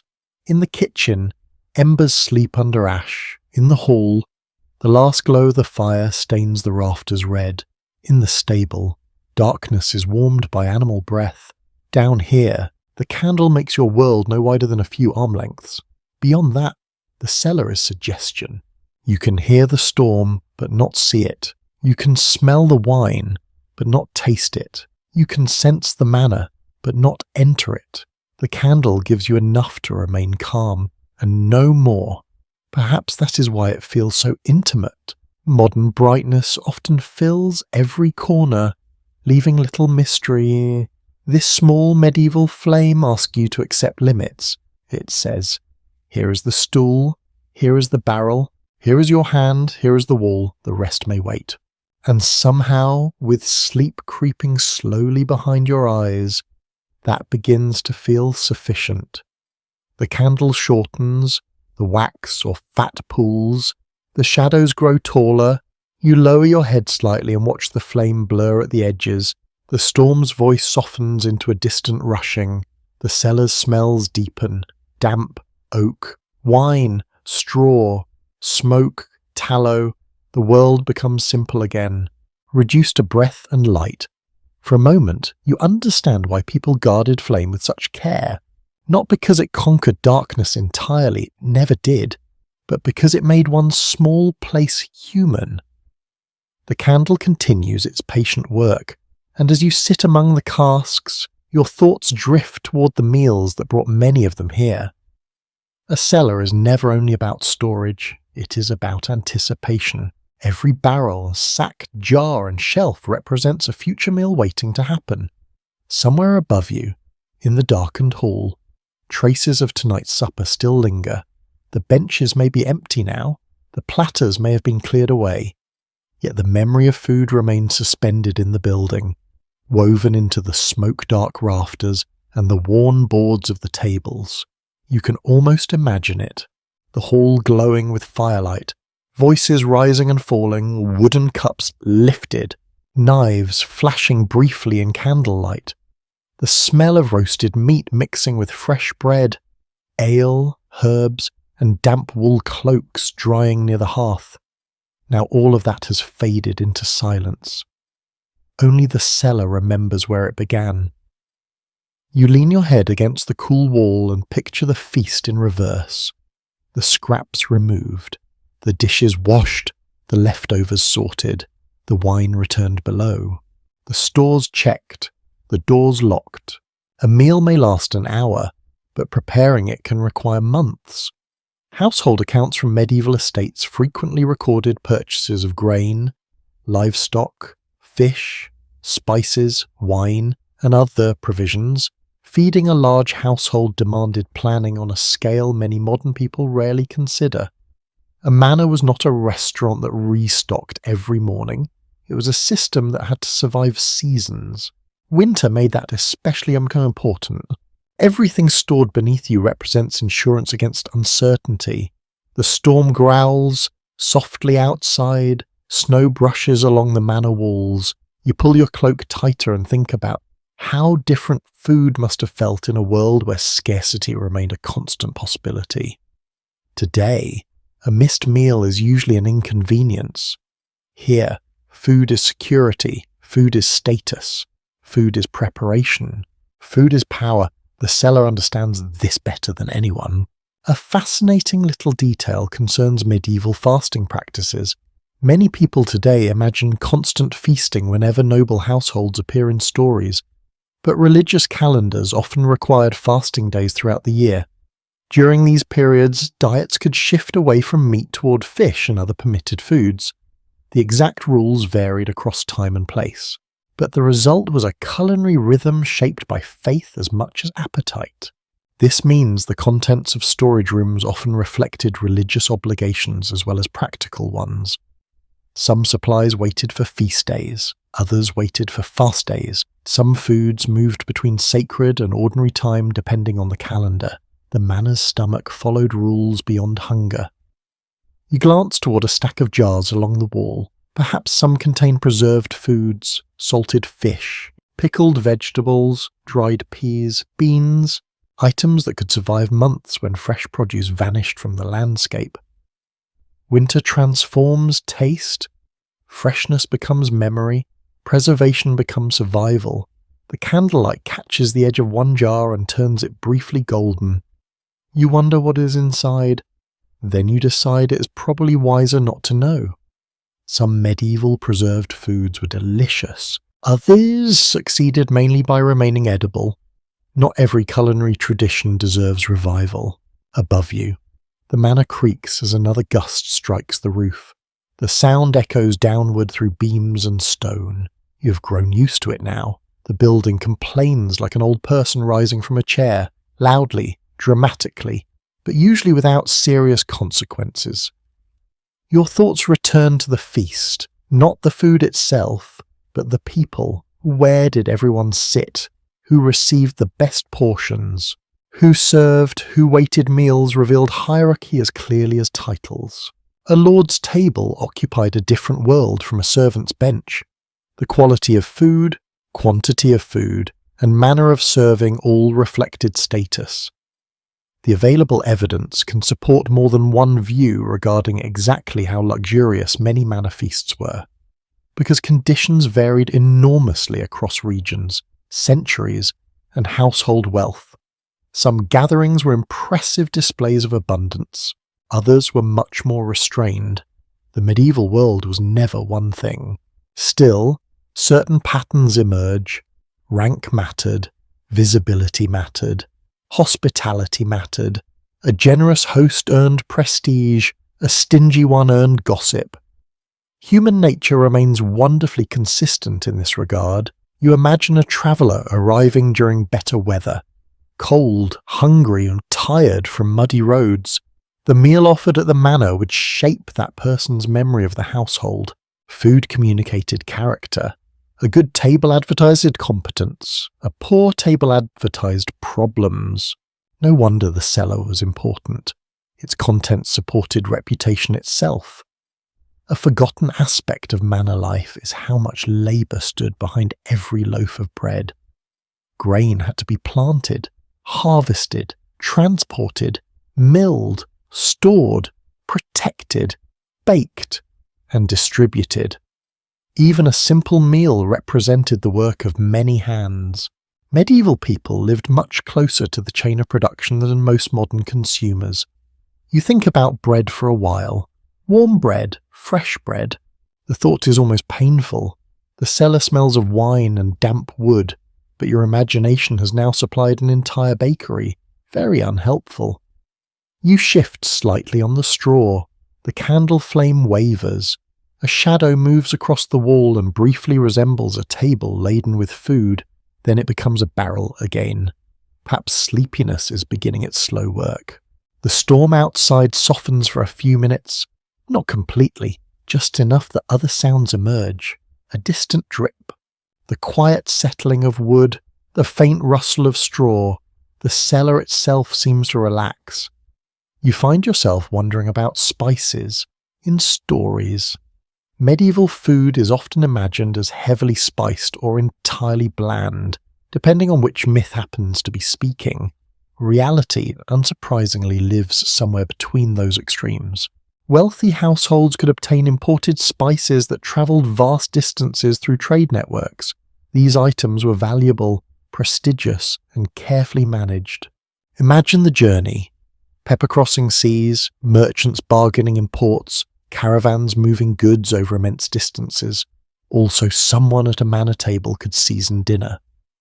The world feels smaller and larger at the same time, smaller because trade connects distant places, larger because every object carries a hidden journey. The cellar beneath you is full of journeys, wine from vineyards, salt from distant sources, grain from surrounding fields, food preserved against winter, all gathered into one dark room beneath a sleeping house. The candle is burned lower still. Its light now reaches only the nearest barrels. The edges of the cellar disappear into shadow. You feel oddly peaceful. Perhaps because food storage is fundamentally optimistic. People preserve what they expect to need. People store what they hope to enjoy later. People prepare because they believe tomorrow exists. Every jar on a shelf, every barrel against a wall, every sack tied shut. Each one represents confidence in the future. Outside, the storm may rage. Inside, the manor may groan. Yet beneath it all, the cellar remains filled with evidence that generations of people expected winter to pass. You rest your head against the stone and listen to the quiet room around you. The feast is gone. The guests are asleep. The tables stand empty. But below the hall, hidden in darkness, the promise of future meals waits patiently for another day. The storm finds a deeper voice. Until now, it has scratched, rattled, moaned, and pressed itself against the manor in waves. But sometime in the hidden middle of the night, while your candle burns lower and the cellar sits wrapped in damp quiet, the wind changes. It no longer sounds like weather passing over the house, it sounds like weather testing the house. A heavy gust rolls across the roof. The whole manor answers, not with one creak, but with many. Beams strain, pegs shift, boards murmur. Somewhere above, something knocks hard against a wall, then knocks again, then falls silent. You sit up at once, every sleepy thought vanishing like smoke. The barrels remain calm. Naturally, they have no nerves. You do. The sound comes again, broader this time. Snow must be building along the roofline, weighing down thatch, tile heels, or wooden shingles, depending on which part of the manor lies above you. Wind drives against one side, then twists around the corners. The structure seems to tighten under pressure. The cellar receives the movement as a low tremble through stone. You look toward the ceiling. It is not a comforting habit when one is underground. Medieval buildings survived by experience, material knowledge, local skill, and constant repair. Builders understood their landscapes. They knew which timbers held, which roof pitches shed rain or snow better, which walls needed thickening, which joins must flex, and how frost could punish careless work. They did not have modern structural calculations, but they had generations of practical trial, error, and sometimes very memorable failure. That is reassuring, mostly. A violent gust makes the stair door rattle, less reassuring. You pull the cloak tight around your shoulders and listen for voices above. A shout would mean trouble, footsteps racing would mean trouble, a crash would mean trouble. Instead, after the gust passes, only the usual sounds return. Wind, timber, drip, candle. The manor is still standing. Excellent work. Manor, please continue. You breathe slowly and imagine the roof. Perhaps it is steep, helping snow slide away rather than gather too deeply. Perhaps repairs were made in autumn, when someone noticed loose covering or sagging timber. Perhaps the steward, with those heavy keys and heavier worries, has already complained for months about exactly this problem. Roofs are never abstract. They are labour, material, money, timing, and the eternal question of whether someone should have fixed that leak before winter made its opinion known. Estate accounts sometimes include payments for thatching, tiling, timber, nails, carpentry, and repairs after storms. Such details may appear dull on a page, but tonight they feel intimate. Each entry is a roof surviving because someone climbed, hammered, cut, patched, hauled, or argued loudly enough to make the work happen. The candle gives a long, low flicker. Your eyes move to the straw, then to the barrels, then back upward. The cellar feels both safe and trapped. This is the strange bargain of being below. The stone shields you from wind, but it also makes every sound above mysterious. You cannot see the roof, you cannot judge the snow, you cannot know whether the loud groan was ordinary movement or the beginning of a problem. Your imagination, having little data and too much time, volunteers several unhelpful possibilities. A roof beam cracking, a chimney loosening, a shutter tearing free, a servant slipping in the yard, a goose being dramatic. Honestly, the goose might be the most likely. One overlooked reality of medieval winter is that houses were rarely sealed away from weather in the modern sense. Snow could blow through gaps, smoke could reverse in a chimney under bad wind. Rain might seep through weak roof covering, frost could split damp surfaces. The boundary between indoors and outdoors was not a clean line. It was a negotiation renewed every night. You hear that negotiation now. The manor yields slightly. The storm insists. The manor holds. For now, that is enough. The available evidence does not always allow historians to measure how common winter storm damage was across ordinary rural buildings, because many minor repairs were never recorded or survive only in scattered accounts. A great lord's estate might leave written traces, a peasant household might leave none, yet archaeology, building history, and documentary fragments all suggest that maintenance was constant. A building was not finished once it was built. It had to be lived into survival.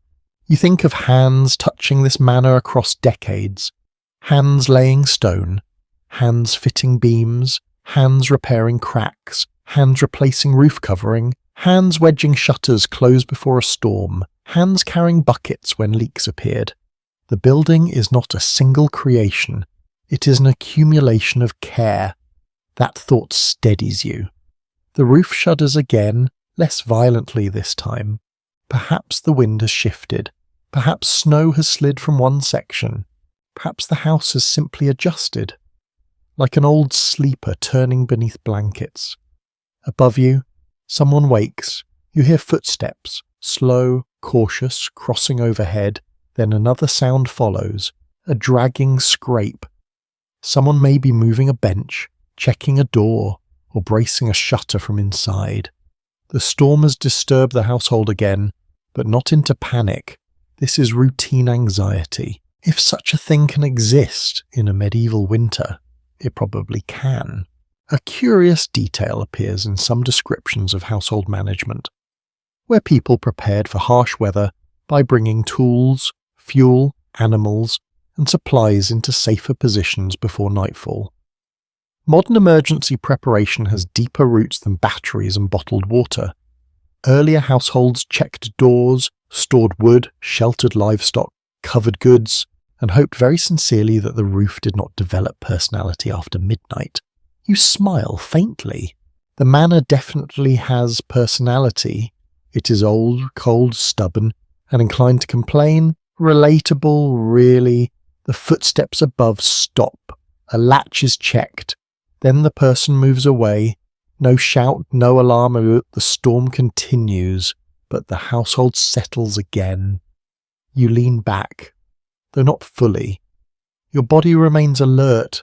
The cellar is still cold, the candle is still low, the rat is still somewhere, probably judging the architecture. Yet the fear begins to soften into fascination. A medieval manor during a winter storm is not passive. It is active. Every part responds. The roof resists weight. The walls break wind. The cellar steadies temperature. The shutters block snow. The hearth preserves heat. The people listen and intervene when needed. The animals endure in barns and stalls. The stored food waits. The building and household survive together, not as separate things, but as one uneasy organism. Another gust arrives, but smaller. The manor groans. You no longer hear only danger in it. You hear age. You hear materials under stress. You hear old skill still doing its work. The barrels remain in their patient rows, and the casks seem almost approving. They understand pressure. They understand containment.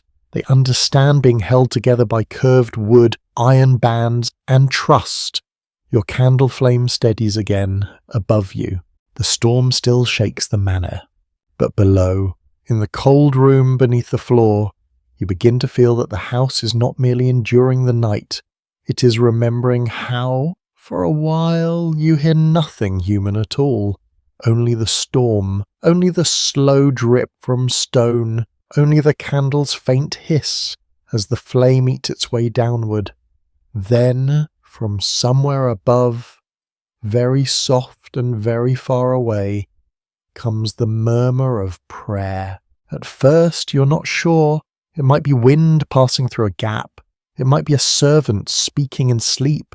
It might be the manor itself, groaning in a slightly more musical mood. But then the sound gathers shape, a low voice, perhaps two, not loud enough to carry words, only rhythm. You become still. The cellar seems to listen with you. Above your head, beneath the same storm that presses snow against the walls, someone is awake and praying. It may be a servant near the dying fire. It may be a household chaplain in a small chapel space. It may be an older woman whispering familiar words beneath her blanket, half asleep, half afraid. In a medieval manor, prayer is not reserved only for grand churches, carved altars, and painted saints. It enters kitchens, bedchambers, sick rooms, barns, journeys, childbirth, harvest, storms, and the ordinary fear that arrives when the roof shudders after midnight. You sit among wine casks and listen to devotion filtered through timber and stone. The sound is blurred, but the feeling is clear. Someone above is asking not to be alone. In medieval Christian Europe, daily life was deeply shaped by the religious rhythms. Bells, feast days, fasting days, saints' days, blessings, confession, mass, and household devotions all helped organize time and meaning. For many people, storms were not only weather, they could feel like signs, warnings, tests, or moments when invisible powers pressed near the visible world. You do not need to believe exactly as they believe to understand the emotional truth of it. The wind hits the manor again. The prayer does not stop. A small shiver moves through you. though whether from cold or atmosphere is difficult to say. The cellar feels different now, not warmer, not safer in any practical way, but included in a larger pattern. The barrels, the stone, the sleeping manor, the storm outside, the whisper above, all become part of a single listening night. In some houses, small chapels or oratories served the devotional needs of the household, especially among wealthier families. In others, prayer might happen beside a bed, before an image, near a candle, or simply in the dark. A lord's manor was not merely economic and social space. It was spiritual space too, filled with beliefs about protection, duty, sin, blessing, and danger. Your candle suddenly seems more like an altar light than a survival tool, only for a moment. Then it smells strongly of tallow and reminds you that holiness and animal fat can share a room quite comfortably in history. Not every protective habit was officially approved or eased to classify. In some medieval and later buildings, people concealed objects in walls, roofs, hearths, or thresholds, hoping to guard against misfortune, fire, witchcraft, spirits, or other feared forces, shoes, bones. Written charms or unusual deposits have been found in old structures across parts of Europe. Whether every hidden object carried the same meaning is impossible to know, but the instinct is familiar. When the world feels uncertain, people tuck hope into the walls. You look toward the cellar stones. For the first time, you wonder what might be hidden behind them. A token, a charm, a coin, a prayer scratched where no one can see, or nothing at all. The surviving records rarely pause to explain the private feelings behind such acts. They tell us more easily what was purchased, granted, repaired, inherited, or owed. They are less generous with fear. Was a whispered prayer during a storm an expression of deep faith, habit, desperation, comfort, or all of these together? You cannot separate them neatly, nor, perhaps, could the person praying above you. The voice fades. For a moment, you strain to hear it again. Only the storm remains. Then, faintly, a second sound comes from above, perhaps a board creaking beneath someone kneeling or rising. You imagine cold knees against floorboards, a hand making the sign of the cross, a candle being snuffed, a body returning to bed beneath wool covers, not entirely reassured but steadier than before. You understand that. There are forms of courage that do not look like battle or adventure. Sometimes courage is simply lying down again while the storm continues. The cellar grows quiet once more. Yet the prayer has left a residue. Like incense without smoke, you notice the room in a softer way. The barrels are no longer only goods. They are blessings of harvest, labour, and preservation. The stone walls are not only architecture, they are shelter. The candle is not only light, it is witness. Even the cold becomes part of the season's discipline, something endured by countless people who measured winter not only by discomfort, but by Lent, saints, hearth prayers, and the return of spring. The storm rattles something above. A soft thud follows. You wait. No voices rise. No one runs. The manor holds. Perhaps the prayer helped. Perhaps the carpenter helped more. History, being honest, allows both possibilities to sit together in the same room. You smile faintly at that. Medieval life often refuses the clean separation modern people sometimes make between practical action and belief. A person might repair a roof, store grain carefully, lock the cellar, bank the fire, consult experience, and pray against danger. None of these actions cancelled the others. They formed a web: wood and faith, keys and saints, ledgers and blessings. A storm was met with every tool available. You think of the steward's keys again, heavy and practical. You think of the candle, fragile and watched. You think of the rat, highly unspiritual in its priorities. And now you think of the unseen person above, whispering into the cold. The manor becomes more human because of that voice, not grander, gentler. The prayer reminds you that beneath hierarchy, food storage, pest control, weather management, and household routine. There is vulnerability. People here do not know what tomorrow will bring. They do not know whether the storm will break tiles, kill livestock, block roads, spoil stores, or simply pass into memory as another hard night. So they do what people have always done. They prepare, they listen, they hope, they ask. Your candle burns lower still, and the cellar's edges deepen into darkness. The air tastes of damp stone and old wine. Above, the manor settles again into uneasy sleep. Perhaps the person who prayed is now dreaming. Perhaps others never woke at all. Perhaps someone else lies awake. Counting the seconds between gusts and pretending not to be afraid, you lower your head against your folded arm. The prayer is gone, but its rhythm remains in your breathing. In, out. Pause, in, out. Pause. The storm continues beyond the walls. The manor endures above. The cellar holds you below, among barrels, shadow, cold, and the thick, faint memory of whispered protection moving softly through the floorboards. The prayer fades into silence, and after a time your attention returns to the barrels. Not all barrels are equal. The longer you sit here, the more obvious that becomes. Some stand in the easiest places to reach. Others occupy darker corners. A few bear marks that suggest careful handling. One or two seem almost hidden, tucked farther from casual traffic, where only someone familiar with the cellar would think to look. The arrangement feels deliberate. You rise slowly from the straw, stretching stiff legs and trying not to think about how cold the floor must be beneath your shoes. The candle comes with you, its light wobbling across the curved backs of the casks. The nearest barrels appear ordinary enough. Useful, necessary, expected. Then you notice a smaller group set slightly apart. Nothing dramatic announces their importance. No banners, no locks the size of shields, yet something about their position catches your attention. They are sheltered from the main path through the cellar, easier to monitor, harder to disturb accidentally. You suspect these are not everyday supplies. Every household has layers. The hall above has important seats and less important seats.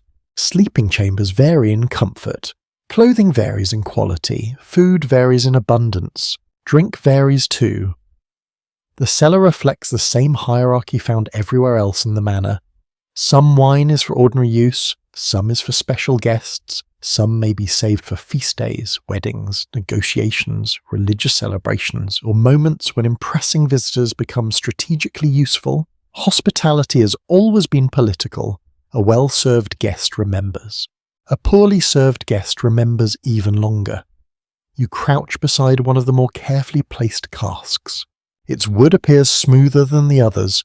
The markings are faint in the candlelight, but enough remain to suggest that someone once wanted this barrel clearly identified. Perhaps it came from a respected vineyard. Perhaps it arrived at considerable expense. Perhaps it was intended for someone whose opinion mattered. Trade connected many medieval households to goods originating far beyond their immediate landscape. Wine, spices, cloth, metal goods, and luxury items often travelled remarkable distances before reaching a manor. The cellar beneath you may feel isolated tonight, but some of its contents are travellers. That thought pleases you. Outside, the storm howls through darkness. Inside, distant vineyards rest beneath different skies, yet somehow both worlds meet in this room. The candlelight dances across the iron hoops. You imagine a feast held months from now. The storm gone, spring approaching, guests arriving, a servant descending these very stairs, a bung removed, wine drawn carefully, a lord choosing generosity, diplomacy, or display depending on the audience. The barrel becomes more than storage, it becomes future influence. One interesting detail hidden within medieval gift culture is the importance of food and drink as expressions of relationship. Valuable wine could function as hospitality, status symbol, reward, favour, or gesture of goodwill. Sometimes the gift itself mattered less than the message carried with it. You begin to understand why certain casks might receive special treatment, not because the wine is magical, because people are human beings assign meaning to objects with extraordinary enthusiasm. The storm strikes the manor again. A deep groan rolls through the ceiling. Dust drifts from somewhere overhead. The candle flame shivers but survives. You remain crouched beside the barrel. The cellar suddenly feels less like storage and more like a treasury. Not a treasury filled with gold, a treasury filled with possibilities. Future meals, future celebrations, future negotiations, future memories. Many forms of wealth in the medieval world were practical rather than decorative. Grain stores, livestock, preserved food, tools, land, timber, and drink often represented security more effectively than glittering treasures. A jewelled cup looks impressive. A full granary gets people through winter. The cellar belongs firmly to the second category: useful wealth, survival wealth, quiet wealth. You run your hand lightly along the wood. The surface feels cool beneath your fingers, smooth in places, rough in others. A small crack in the grain catches the candlelight. You wonder how many people have touched this barrel before you. Coopers, carters, labourers, merchants, servants, stewards, perhaps the Lord himself. Objects like this gather invisible fingerprints through time. The manor above shifts under another gust, and you barely react now. The sounds have become familiar companions. At first every creak seemed threatening. Now each noise feels more specific. You recognize the difference between a shutter rattling and a beam settling. You recognize the stair door responding to pressure. You recognize the long sighing sound that comes when wind sweeps across a particular side of the roof. The house is teaching you its language. A faint smile touches your face. Strange how quickly people adapt. Hours ago this cellar felt foreign. Now it feels almost personal. A question lingers in your mind, though. How much of the wine here truly belongs to the lord ownership in a medieval manor can be surprisingly complicated. Tenants may owe rents, labour, produce, or other obligations. Goods move through systems of exchange, taxation, service, and custom. The contents of a cellar often represent the work of many people whose names never appear in grand histories. You think about that while studying the casks. The vineyard worker, the cooper, the cart driver, the porter unloading barrels, the servant arranging them, the steward counting them, the lord enjoying them. An entire chain of labour rests quietly inside this room. The surviving evidence rarely allows us to hear every voice involved. Some people leave records, many do not, yet the cellar itself hints at their presence. The barrels would not exist otherwise. The wind outside softens for a brief moment. The silence that follows feels enormous. You hear water dripping somewhere in the dark, a distant movement from the rat's private kingdom, the faint crackle of the candle, nothing else. The manor seems to be holding its breath. You rise carefully and return toward your patch of straw. The candle accompanies you. Its light throws long shadows across the floor. The special barrels disappear back into darkness behind you. Yet the idea remains. Somewhere in this cellar lie stores reserved for important moments. Not because wine alone matters, because occasions matter. Relationships matter. Reputation matters. People matter. The manor's hidden wealth is not measured only in volume. It is measured in timing. Knowing when to open a barrel, knowing when to save it, knowing when generosity strengthens loyalty, knowing when restraint preserves security. The steward with his keys understands this. The lord understands this. Even the servants likely understand more than anyone admits. You settle once more against the wall. The stone is cold. The cloak is rough. The candle is smaller than ever. Still, the room feels strangely rich. Not luxurious, rich in purpose, rich in preparation, rich in stored possibilities. Outside, winter continues its long assault on the manor. Inside, beneath the floorboards and sleeping chambers, the household's quiet reserves wait patiently for the future. The barrels keep their secrets. The storm keeps its distance, and you sit between them, listening to the slow heartbeat of a cellar that holds far more than wine. For a long while, nothing happens. The storm continues. The candle burns. The cellar waits. You begin to drift into that peculiar state that arrives deep in the night, when thoughts loosen their grip on logic and begin wandering down unexpected paths. The cold is still present, but your body has adjusted to it as much as it can. The darkness no longer feels threatening. The barrels have become familiar companions. Even the occasional scratch of the rats somewhere beyond the candlelight barely earns your attention. Then you hear footsteps. You open your eyes immediately, not overhead, not in the hall, not on the stair. Inside the cellar. Oh, your heart gives one hard but. You sit perfectly still. The sound comes again. A faint step, then another. Slow, careful, somewhere beyond the nearest row of casks. The candlelight reaches only partway across the room. Beyond that, darkness fills the spaces between barrels like black water between rocks. You stare into it, listening. Step, pause, step. The sound is real, or at least it seems real. The manor above has gone unusually quiet. Even the storm has softened for a moment, leaving the cellar suspended in an uneasy stillness. Your breathing sounds far too loud. You consider standing. You remain seated. A sensible decision. Heroic investigations are much easier when written in books than performed in cold cellars after midnight. The sound stops. Nothing moves. You wait. A minute passes, perhaps two. Then a tiny scratching noise comes from behind a barrel, followed by the unmistakable sound of something small squeezing through a narrow gap. You close your eyes briefly. Of course, not a ghost, not a thief, not a wandering spirit, just another creature conducting its business. The relief is immediate and slightly embarrassing. Yet the feeling lingers, because even after the explanation arrives, the moment itself reveals something important about the medieval night.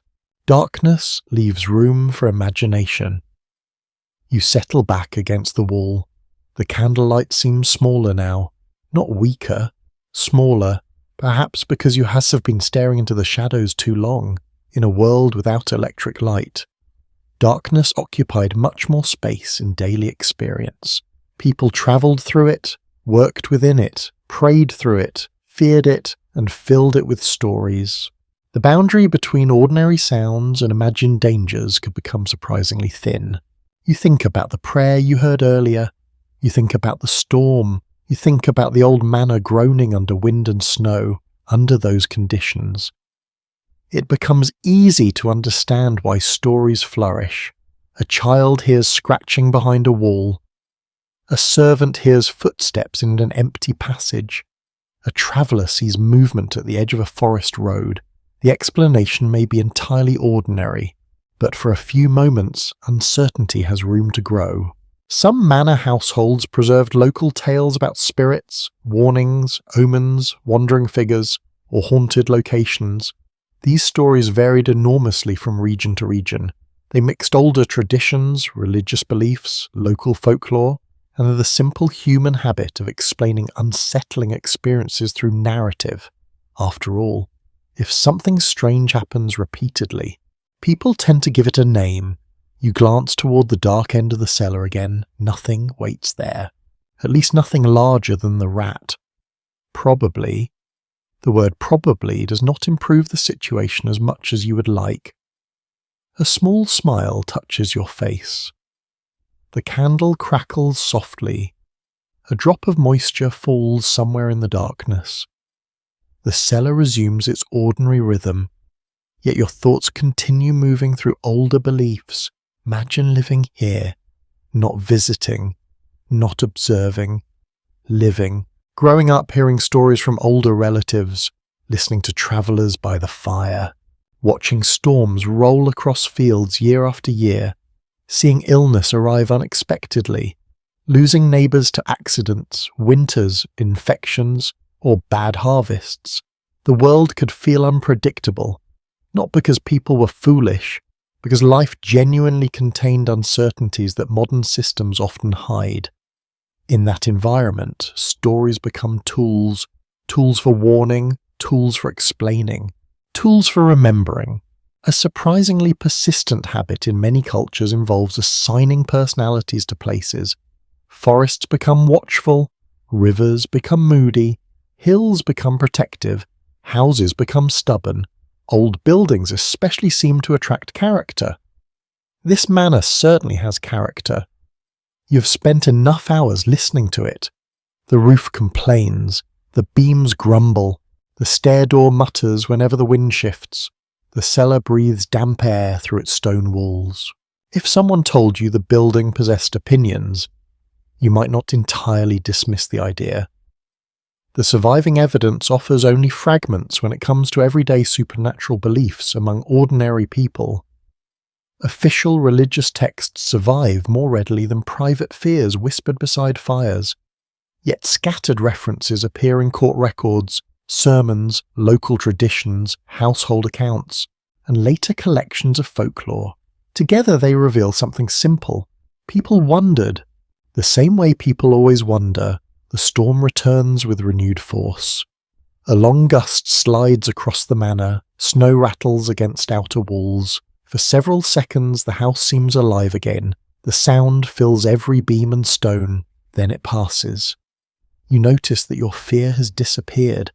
Not because the cellar is safer, because familiarity changes perception. Earlier, every strange sound felt threatening. Now you recognize most of them. You know the voice of the wind. You know the voice of settling timber. You know the voice of dripping water. You know the voice of Woden conducting unauthorized inspections. The unknown has become known. That transformation feels oddly comforting. A loose board somewhere overhead gives a sharp pop. You barely react. Progress. The candle has burned down significantly now. Its light barely reaches the far wall. The darkness beyond seems softer than before, less like an enemy, more like a curtain. You think about the countless people who once spent nights in places like this. Servants carrying supplies, stewards checking stores, workers sheltering from weather, travellers seeking warmth. Children perhaps sent below on errands they did not entirely enjoy, each of them hearing sounds, each of them imagining possibilities, each of them learning, eventually, which noises mattered and which belonged to the ordinary language of an old house. The cellar has taught you that language too, not fluently, but enough. Enough to understand the difference between danger and mystery. Enough to sit quietly while the storm continues. Enough to appreciate how easily stories emerge from darkness. You lower your head again. The stone wall presses cool against your shoulder. The candle glows softly beside you, somewhere far off. The rat resumes its private journey through the cellar. The footsteps that startled you no longer exist. Only memory remains. Outside, winter keeps moving across the night. Inside, the manor sleeps, and beneath it all, hidden among barrels and shadows. You listen to the old building breathe and realize that most ghosts are born from silence waiting for an explanation. At some point, without noticing exactly when, you stop waiting for sleep and begin preparing for it. The difference is subtle. Waiting feels temporary. Preparing feels accepting. The storm still prowls outside. The cellar is still cold. The candle has become a short, stubborn column of light surrounded by deepening shadow. Yet your body has begun making decisions of its own. Your shoulders relax, your breathing slows, your eyes linger closed for longer intervals before opening again. You shift the straw beneath you. The movement produces a dry rustling sound that seems impossibly loud in the quiet cellar. Not comfortable, exactly, merely less uncomfortable. A distinction medieval people probably understood extremely well. You gather your cloak more tightly around your legs and experiment with positions. One side presses against the stone wall, too cold, another leaves your shoulder exposed to the draught creeping beneath the stair door. Also unsatisfactory. Eventually you settle into a compromise that is neither warm nor elegant, but survivable. That was often enough. Somewhere above, dozens of other people are doing much the same thing. The lord may have blankets, guests may have mattress, servants may have pallets, children may share bedding, but every sleeper in the manor is negotiating with winter in one way or another. A house this large contains many forms of sleep. You imagine them. A groom curled in a stable loft above the warm breathing of horses, a servant sleeping near the kitchen after a long day of labour, someone stretched beneath heavy wool covers in a private chamber, someone else sharing space with 3 or 4 other sleepers, a child sprawled sideways across bedding despite every instruction ever given. Human nature survives the centuries remarkably well. The storm gives a low sigh against the outer walls. You barely react now. The manor has become familiar. Sounds no longer arrive as warnings. They arrive as background, like waves beside a harbour. Like wind in trees, like rain on a roof, the building has settled into your awareness. Nighttime sleep in the medieval world did not always follow the uninterrupted pattern many modern people imagine. References scattered through diaries, literature, legal testimony, and other sources suggest that waking during the night was not unusual. People might sleep, wake for a period, pray, talk quietly, tend a fire, visit another room, or simply lie awake before returning to rest. The idea feels strangely appropriate tonight. You're not forcing sleep. You are drifting toward it in stages. The cellar encourages that pace. Nothing happens quickly here. Even the candle seems in no hurry to finish burning. A tiny droplet falls somewhere in the darkness, then another. The sound blends with your breathing. You think again about the prayer from earlier, about the steward's keys, about the rat moving confidently through hidden passages, about the feast now long finished above. The manor feels layered with sleeping stories. Every room contains a different version of the night. In one chamber, someone dreams of spring planting. In another, someone dreams of travel. A servant may dream of warmer weather. A child may dream of impossible adventures. A dog may dream of chasing something through snow. Meanwhile, you remain here among barrels filled with future celebrations, future meals, and future obligations. The cellar stores more than wine, it stores patience. A small household object can reveal a great deal about sleeping arrangements. Archaeologists and historians studying domestic life often pay close attention to bed frames, bedding materials, textiles, and room layouts because these details expose practical realities that grand political records ignore. A king's treaty may survive in beautiful handwriting. A worn blanket tells a different kind of truth. You think about blankets, specifically. You think about wanting another one, immediately. The cold has eased slightly, or perhaps your body has adjusted, but extra wool still sounds like a marvellous invention. The candle throws a gentle glow across the nearest cask. The barrel's curved side catches the light. Its shadow stretches long across the floor. The shape reminds you vaguely of a sleeping figure, not frightening, just resting. Everything in the cellar seems asleep now. The barrels, the tools, the shelves, even the darkness feels settled. Only the storm remains awake. For a while, a lesser-known aspect of sleep in colder centuries involves the use of bed curtains, enclosed sleeping spaces, and layered fabrics to trap warmth close to the body. Privacy mattered, certainly, but warmth often mattered more. A curtain could create a small climate of its own. You glance around the cellar, no curtains, no bed, no luxurious arrangements, just stone, straw cloak, and determination.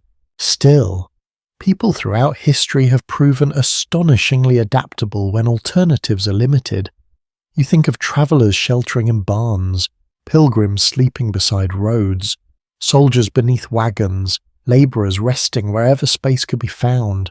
Compared with some of them, your wine cellar is practically a boutique accommodation, a very cold boutique, with rodents.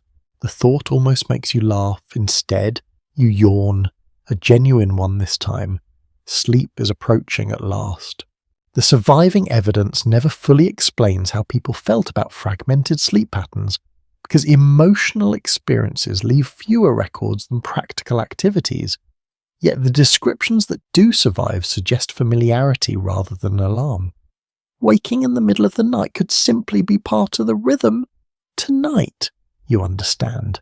The night itself feels divided into chapters. Arrival, exploration, listening, cold, prayer, storm, now this, a quieter phase, a slower phase. The phase where thoughts lose sharp edges, the candle sinks lower. Its light no longer reaches the far corners. Those corners no longer concern you. Whatever exists there can wait until morning. Even the rat deserves privacy. Above, the manor remains mostly silent. A faint creak drifts downward. Then nothing. The household sleeps. The fires burn low. The roof continues resisting winter. The stores remain secure. The keys remain somewhere above. The barrels remain patient. You pull the cloak closer around your shoulders. The wool scratches pleasantly now, or perhaps you are simply too tired to care. The stone behind you feels less hostile. The draft feels weaker. Everything softens. You lower your head, close your eyes, open them again briefly. The candle still burns. Good, or you close your eyes once more. The storm has become distant, not because it ended, because your attention has moved elsewhere, toward warmth remembered, towards dreams approaching, toward the slow surrender that comes when the body decides vigilance has lasted long enough. The cellar remains around you, quiet, watchful, and somewhere between wakefulness and sleep, beneath a manor weathering the winter night, you begin at last to drift. The first sign of morning is not light, it is movement, very faint at first, so faint that you almost mistake it for another dream drifting through your half-sleeping mind. A board creaks somewhere above, then another. A door opens briefly and closes again. The sounds are small, careful, reluctant. The household is waking, not all at once, never all at once. A manor does not spring from sleep like a startled bird. It unfolds gradually, layer by layer, person by person, somewhere above your head. One individual has accepted the unpleasant truth that the day must begin.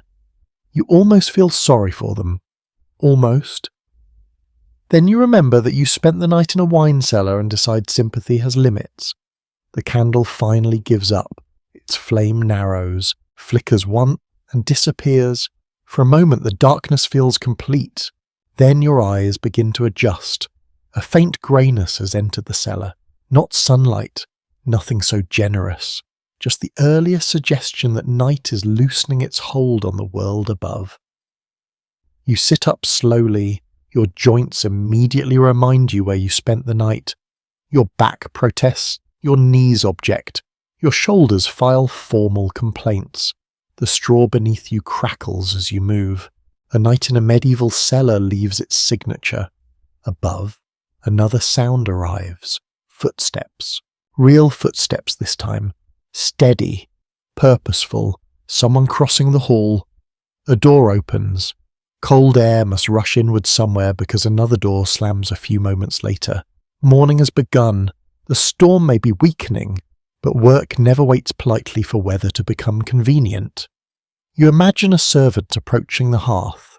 Ash stirred aside. A few glowing embers discovered beneath the grey layer. Kindling added, breath coaxing flame back to life. The first fire of the day often determined the rhythm of everything that followed. Warmth, cooking, light, and comfort all depended on those early moments. Somewhere above, somebody is currently negotiating with reluctant embers. You wish them success. The air in the cellar feels different now. Not warmer, just less isolated. The household is awake again. The building has shifted from sleeping mode into working mode. You hear movement in several directions. A bucket carried across a floor, a latch lifted, the muffled scrape of furniture, voices, still too distant to understand. One blends into another and disappears. The manor is stretching. Many household routines began before sunrise, particularly during winter when daylight was precious. Fires needed tending, animals required care, water had to be fetched, food preparation started early. The working day often began long before comfort had any chance to appear. You think about the stable. The horses will need attention. The livestock will need checking. Snow may have drifted against doors, frozen water may need breaking. Winter mornings create work before breakfast even becomes a possibility. A stronger burst of voices reaches the cellar. Not conversation exactly, more like practical communication. Short words, quick instructions, the language of people who have tasks waiting. The steward may be awake now. The thought brings an image immediately to mind. Keys at his belt, wool clothing hastily arranged, a face not entirely pleased with the weather. He steps into the morning already calculating consequences. How much snow fell? What needs repair? Can supplies move? Will roads remain open? How much firewood was used? The storm's story is not finished when the wind stops. Morning reveals the bill. You rise carefully and stretch. The cellar feels smaller now than it did during the night. Not physically smaller, emotionally smaller. Darkness expanded everything. Morning shrinks it back toward practicality. The barrels become barrels again. The shadows become corners. The mysteries become storage space. A quiet reminder that perspective changes with light. Somewhere above, a door opens to the outside. Even from below, you can sense it. Cold air shifts through the building. Voices become slightly clearer for a moment. Then the door closes. You imagine what waits outside. A courtyard buried beneath fresh snow. Roofs outlined in white. Animal tracks disappearing beneath drifts. Smoke rising from chimneys into pale winter air. Branches bent under accumulated weight. The storm has left its signature everywhere. A small sound near the far wall catches your attention. The rat, still alive, still employed, still conducting important business known only to rodents. The creature's persistence makes you smile. The manor survived the storm. The steward survived the storm. The servant survived the storm. The rat survived the storm. History often looks much the same from certain angles. You walk slowly towards the stair, not climbing yet, just standing near it. The wood of the door appears slightly lighter than before. Dawn filtering through cracks and gaps has begun reaching places darkness ruled only an hour ago. You place a hand against the wall. The stone feels damp and cold, yet it also feels familiar. This cellar no longer belongs entirely to strangers from another century.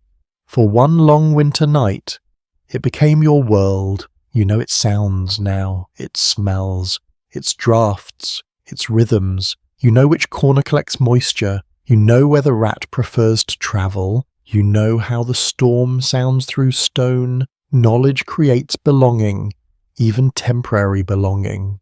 Another burst of movement passes overhead. More footsteps now. Several people awake. The household gathers momentum. Someone laughs briefly. A wonderful sound after such a long night. Not loud, not dramatic, just ordinary. Ordinary life returning. That may be the best sign of all. The surviving traces of manor life often reveal routines more clearly than extraordinary events. Inventories, repair records, food accounts, wages, and purchases survive because people had practical reasons to record them. The daily functioning of a household leaves a remarkable paper trail. And that functioning is exactly what you hear now. Not heroism, not crisis. Routine, people doing what must be done, checking doors and lighting fires, preparing meals and feeding animals and inspecting damage and continuing. The storm has become yesterday's problem already. A difficult yesterday, certainly, but still yesterday. The manor has work to do. You stand quietly beside the stair and listen. The sounds of waking life drift downward through the building. The cellar no longer feels like the end of the world. It feels like the foundation beneath a world returning to motion.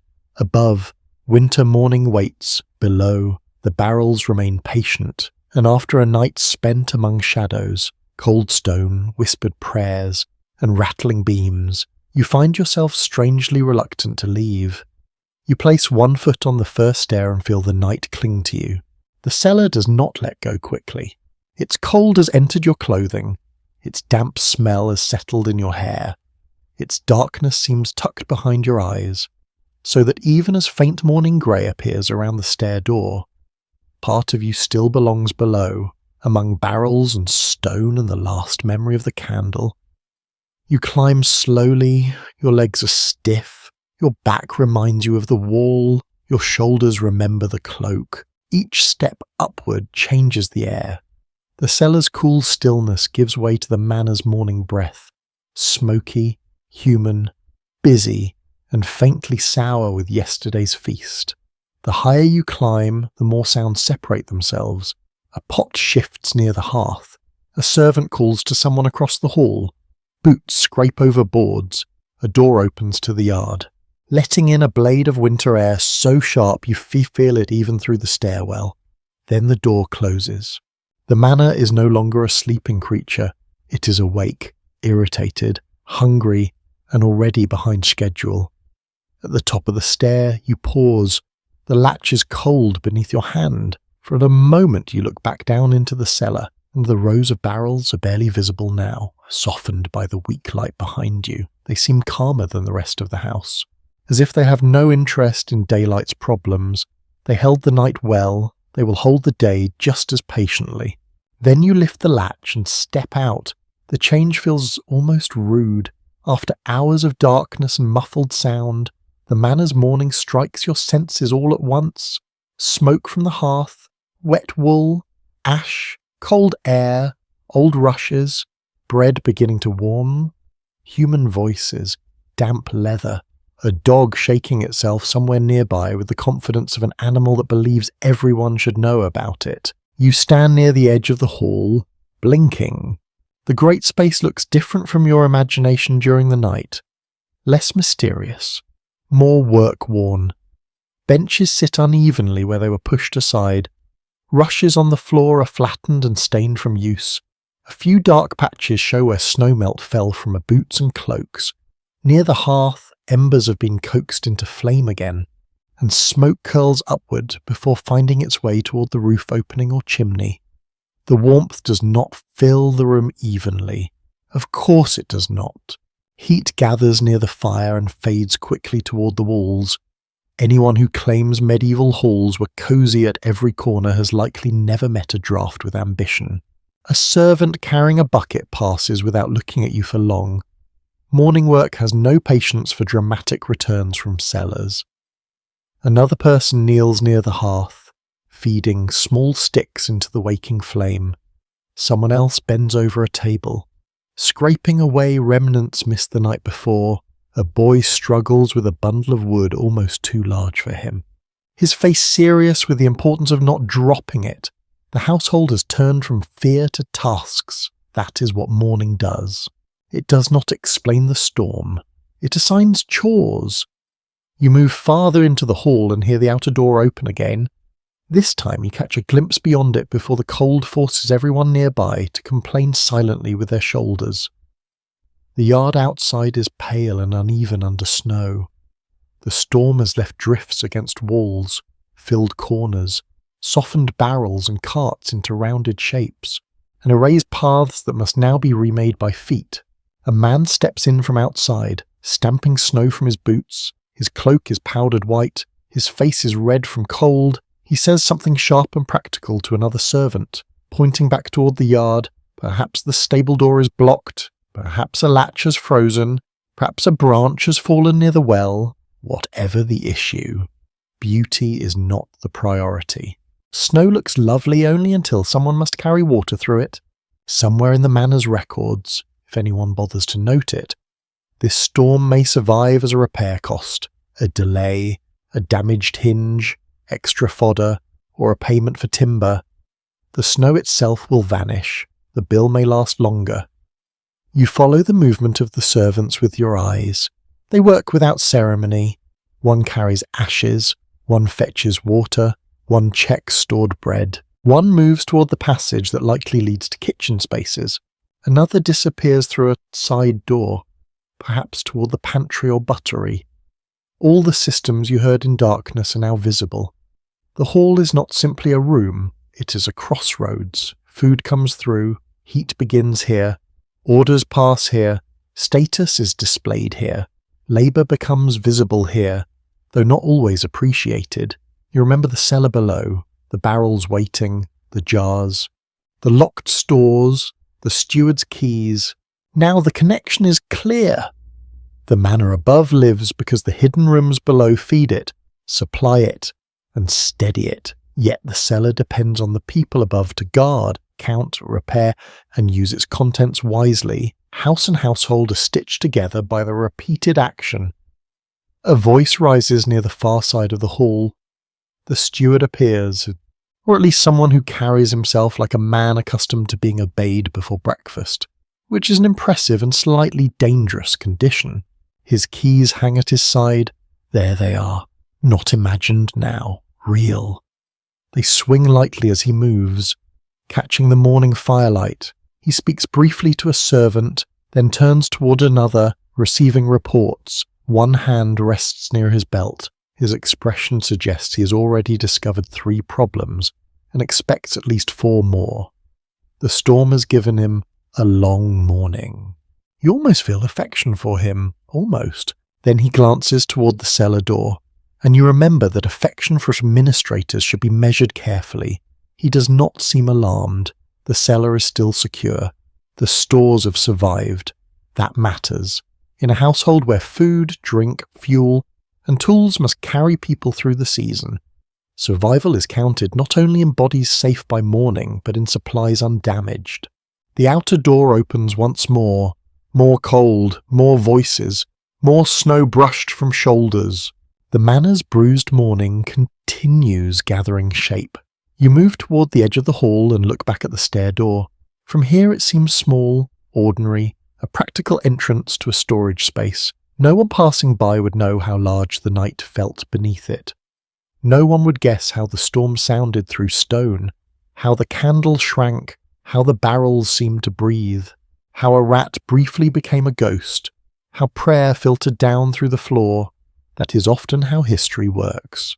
The most intense private moments leave no monument.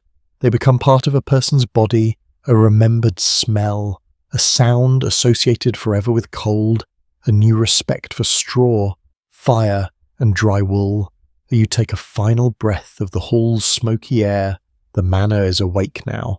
The cellar behind you is already returning to secrecy. And as morning labour moves around you, you carry the hidden night upward into noise, feeling that the house above and the room below are no longer separate places, but 2 halves of the same winter story. Morning grows stronger, though it never becomes bright. The storm has left behind a sky the colour of old wool, pale and heavy, spreading across the world beyond the manor walls. Light enters the hall slowly through narrow openings, through cracks around shutters, through doorways briefly opened and quickly shut again. It mixes with firelight, creating a soft grey glow that seems perfectly suited to winter. You stand near the hearth and feel warmth reach only one side of your body. The other side remains cold, a final gift from the night below. Around you, the household has settled into its routine. The urgency of darkness is gone. In its place comes the quieter challenge of continuation. A servant carries fresh water. Another sweeps aside damp rushes near the entrance. Someone checks a hanging pot. Someone else returns from outside with snow still clinging to boots. Life moves forward. It always does. The storm may have interrupted plans, delayed journeys, blocked paths, and stolen sleep, But morning demands attention regardless. Animals need feeding, fires need tending, bread must be cut, doors must be opened, problems must be solved. The manor does not have the luxury of pausing to admire survival. It survives by continuing. You watch a young servant struggle with a stack of wooden bowls. One slips, nearly falls, recovers at the last instant. The expression of relief that crosses his face would be instantly recognizable in any century. Some experiences do not age. Near the far wall, two people speak quietly while pointing toward the yard. One gestures upward, likely discussing the roof. Another shakes his head. Repairs will come, they always do. Buildings weather, wood ages, snow finds weakness, the cycle repeats. The manor has seen winters before this one. It will likely see more. That realization settles over you gently. During the night, everything felt immediate. The wind, the darkness, the prayer, the candle, the creak of timber, the scratch of the rat. Each moment seemed large because it occupied the whole world, now in daylight. Those moments begin joining the countless other nights the manor has already survived.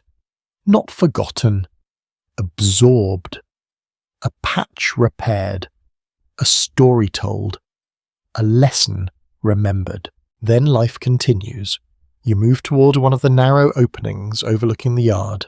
Outside the landscape has been transformed. Snow smooths everything. Fences become gentle lines. Tracks disappear. Cart ruts vanish. The world looks cleaner than it truly is. Winter has covered the evidence. For a few hours at least. Soon enough, people will walk across it. Animals will cross it. Paths will reappear. Mud will return. Reality is very persistent. A dog bursts across a part of the yard, sending powdery snow into the air. Apparently someone has opened a stable or side building. The dog looks delighted. Everyone else looks busy. That feels historically accurate. You rest your hand against the cold wood of the window frame. The manor behind you murmurs with activity. Ahead of you stretches the storm's aftermath. For a brief moment, you stand between them, between shelter and weather, between night and day, between the hidden cellar and the visible world. The hours spent below ground seem strangely distant already, yet traces remain. You notice how quickly your eyes search for warmth, how automatically you appreciate the fire, how pleasant it feels to stand rather than crouch, how reassuring ordinary conversation seemed after hours of wind and silence. A single winter night has changed nothing and changed something. The manor remains the same building. The barrels remain in the cellar. The steward still carries his keys. The servants still have work. Yet you understand them differently now. The hidden parts of the house gave meaning to the visible parts. The cellar explained the hall. The stores explained the meals. The labour explained the comfort. The preparation explained the survival. History often works that way. The obvious things rest upon unseen foundations. A feast rests upon storage. A roof rests upon maintenance. Authority rests upon labour. Comfort rests upon preparation. The night revealed those connections one candle-lit hour at a time. The fire nearby crackles softly. Someone laughs. Someone complains about the cold. Someone calls for more wood. The manor sounds alive. Not grand, not dramatic, simply alive. You find that more impressive. The great events of history often draw attention, but most people spent their lives doing exactly what this household is doing now. Working through seasons, adapting to weather, protecting supplies, caring for animals, repairing structures, feeding families, managing uncertainty. The cellar beneath the manor was part of that effort. A quiet participant, never celebrated, always necessary. You take one last look toward the stair leading downward. From here it appears ordinary. A doorway. A few steps, nothing more, yet you know better. You remember the darkness, the smell of wine, the rough stone, the tiny candle, the distant prayer, the long storm shaking the manor above. You remember how the barrels seemed to guard the night itself. And somehow those memories feel softer now, less sharp, more distant, like snow falling beyond a window. The morning continues around you. Breakfast preparations gather momentum. The steward disappears into another task. Servants move from room to room. The dog returns, still enthusiastic. The world resumes its familiar shape, and as it does, your own attention begins to drift, not toward wakefulness, toward rest, toward the calm that comes after a journey ends. The sounds of the manor become gentler. The fire seems warmer, the light softer, the snow outside quieter. You imagine the cellar below settling back into darkness, holding its rows of barrels in cool silence. The storm has passed, the night has passed, the candle has gone out, yet the room remains exactly what it was before, patient, still, waiting for another evening, waiting for another winter, waiting for another traveller to descend the stairs and discover that beneath every manor lies a quieter world. And now, as the morning spreads slowly across the snow-covered landscape, it is time to let that world fade. The voices become distant, the fire becomes a glow, the manor becomes a memory. You breathe in once more, smoke, wood, winter, then breathe out and let the story settle. As the morning continues, allow yourself to remain in that quiet place between memory and rest. The storm is gone now. Its voice has faded into the distance, leaving only the soft weight of snow upon roofs and fields. The manor stands firm, the cellar rests beneath it. The barrels wait in their cool darkness, asking nothing, demanding nothing, simply existing as they always have. Imagine the house growing quieter again, not because the people have disappeared, but because your attention no longer follows them. The steward and his keys drift away. The servants carrying wood and water drift away. The crackle of the fire softens. The footsteps fade. Even the dog racing through the snow becomes only a small movement at the edge of a peaceful scene. You are no longer standing in the hall. You are no longer sitting in the cellar. You are simply resting beside the memory of them. The stone walls remain cool and steady. The scent of old oak lingers, somewhere far below, in a room hidden from daylight. The last traces of the night are preserved like wine in a cask, quiet and undisturbed. The manor has survived another storm. The people within it have survived another night, and now there is nothing left to do. No doors to secure, no candles to watch, no footsteps to follow, no creaks to interpret, only rest. Let the snow-covered field stretch out beneath a pale winter sky.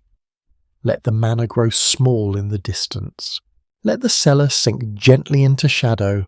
Allow every sound to become softer, every thought to become slower, every image to drift a little farther away. The wind is calm, the fire is warm, the house is safe, and the long winter night is over. Thank you for spending it here. May your dreams be peaceful, your rest be deep, and your journey through history carry you gently into sleep. Sweet dreams.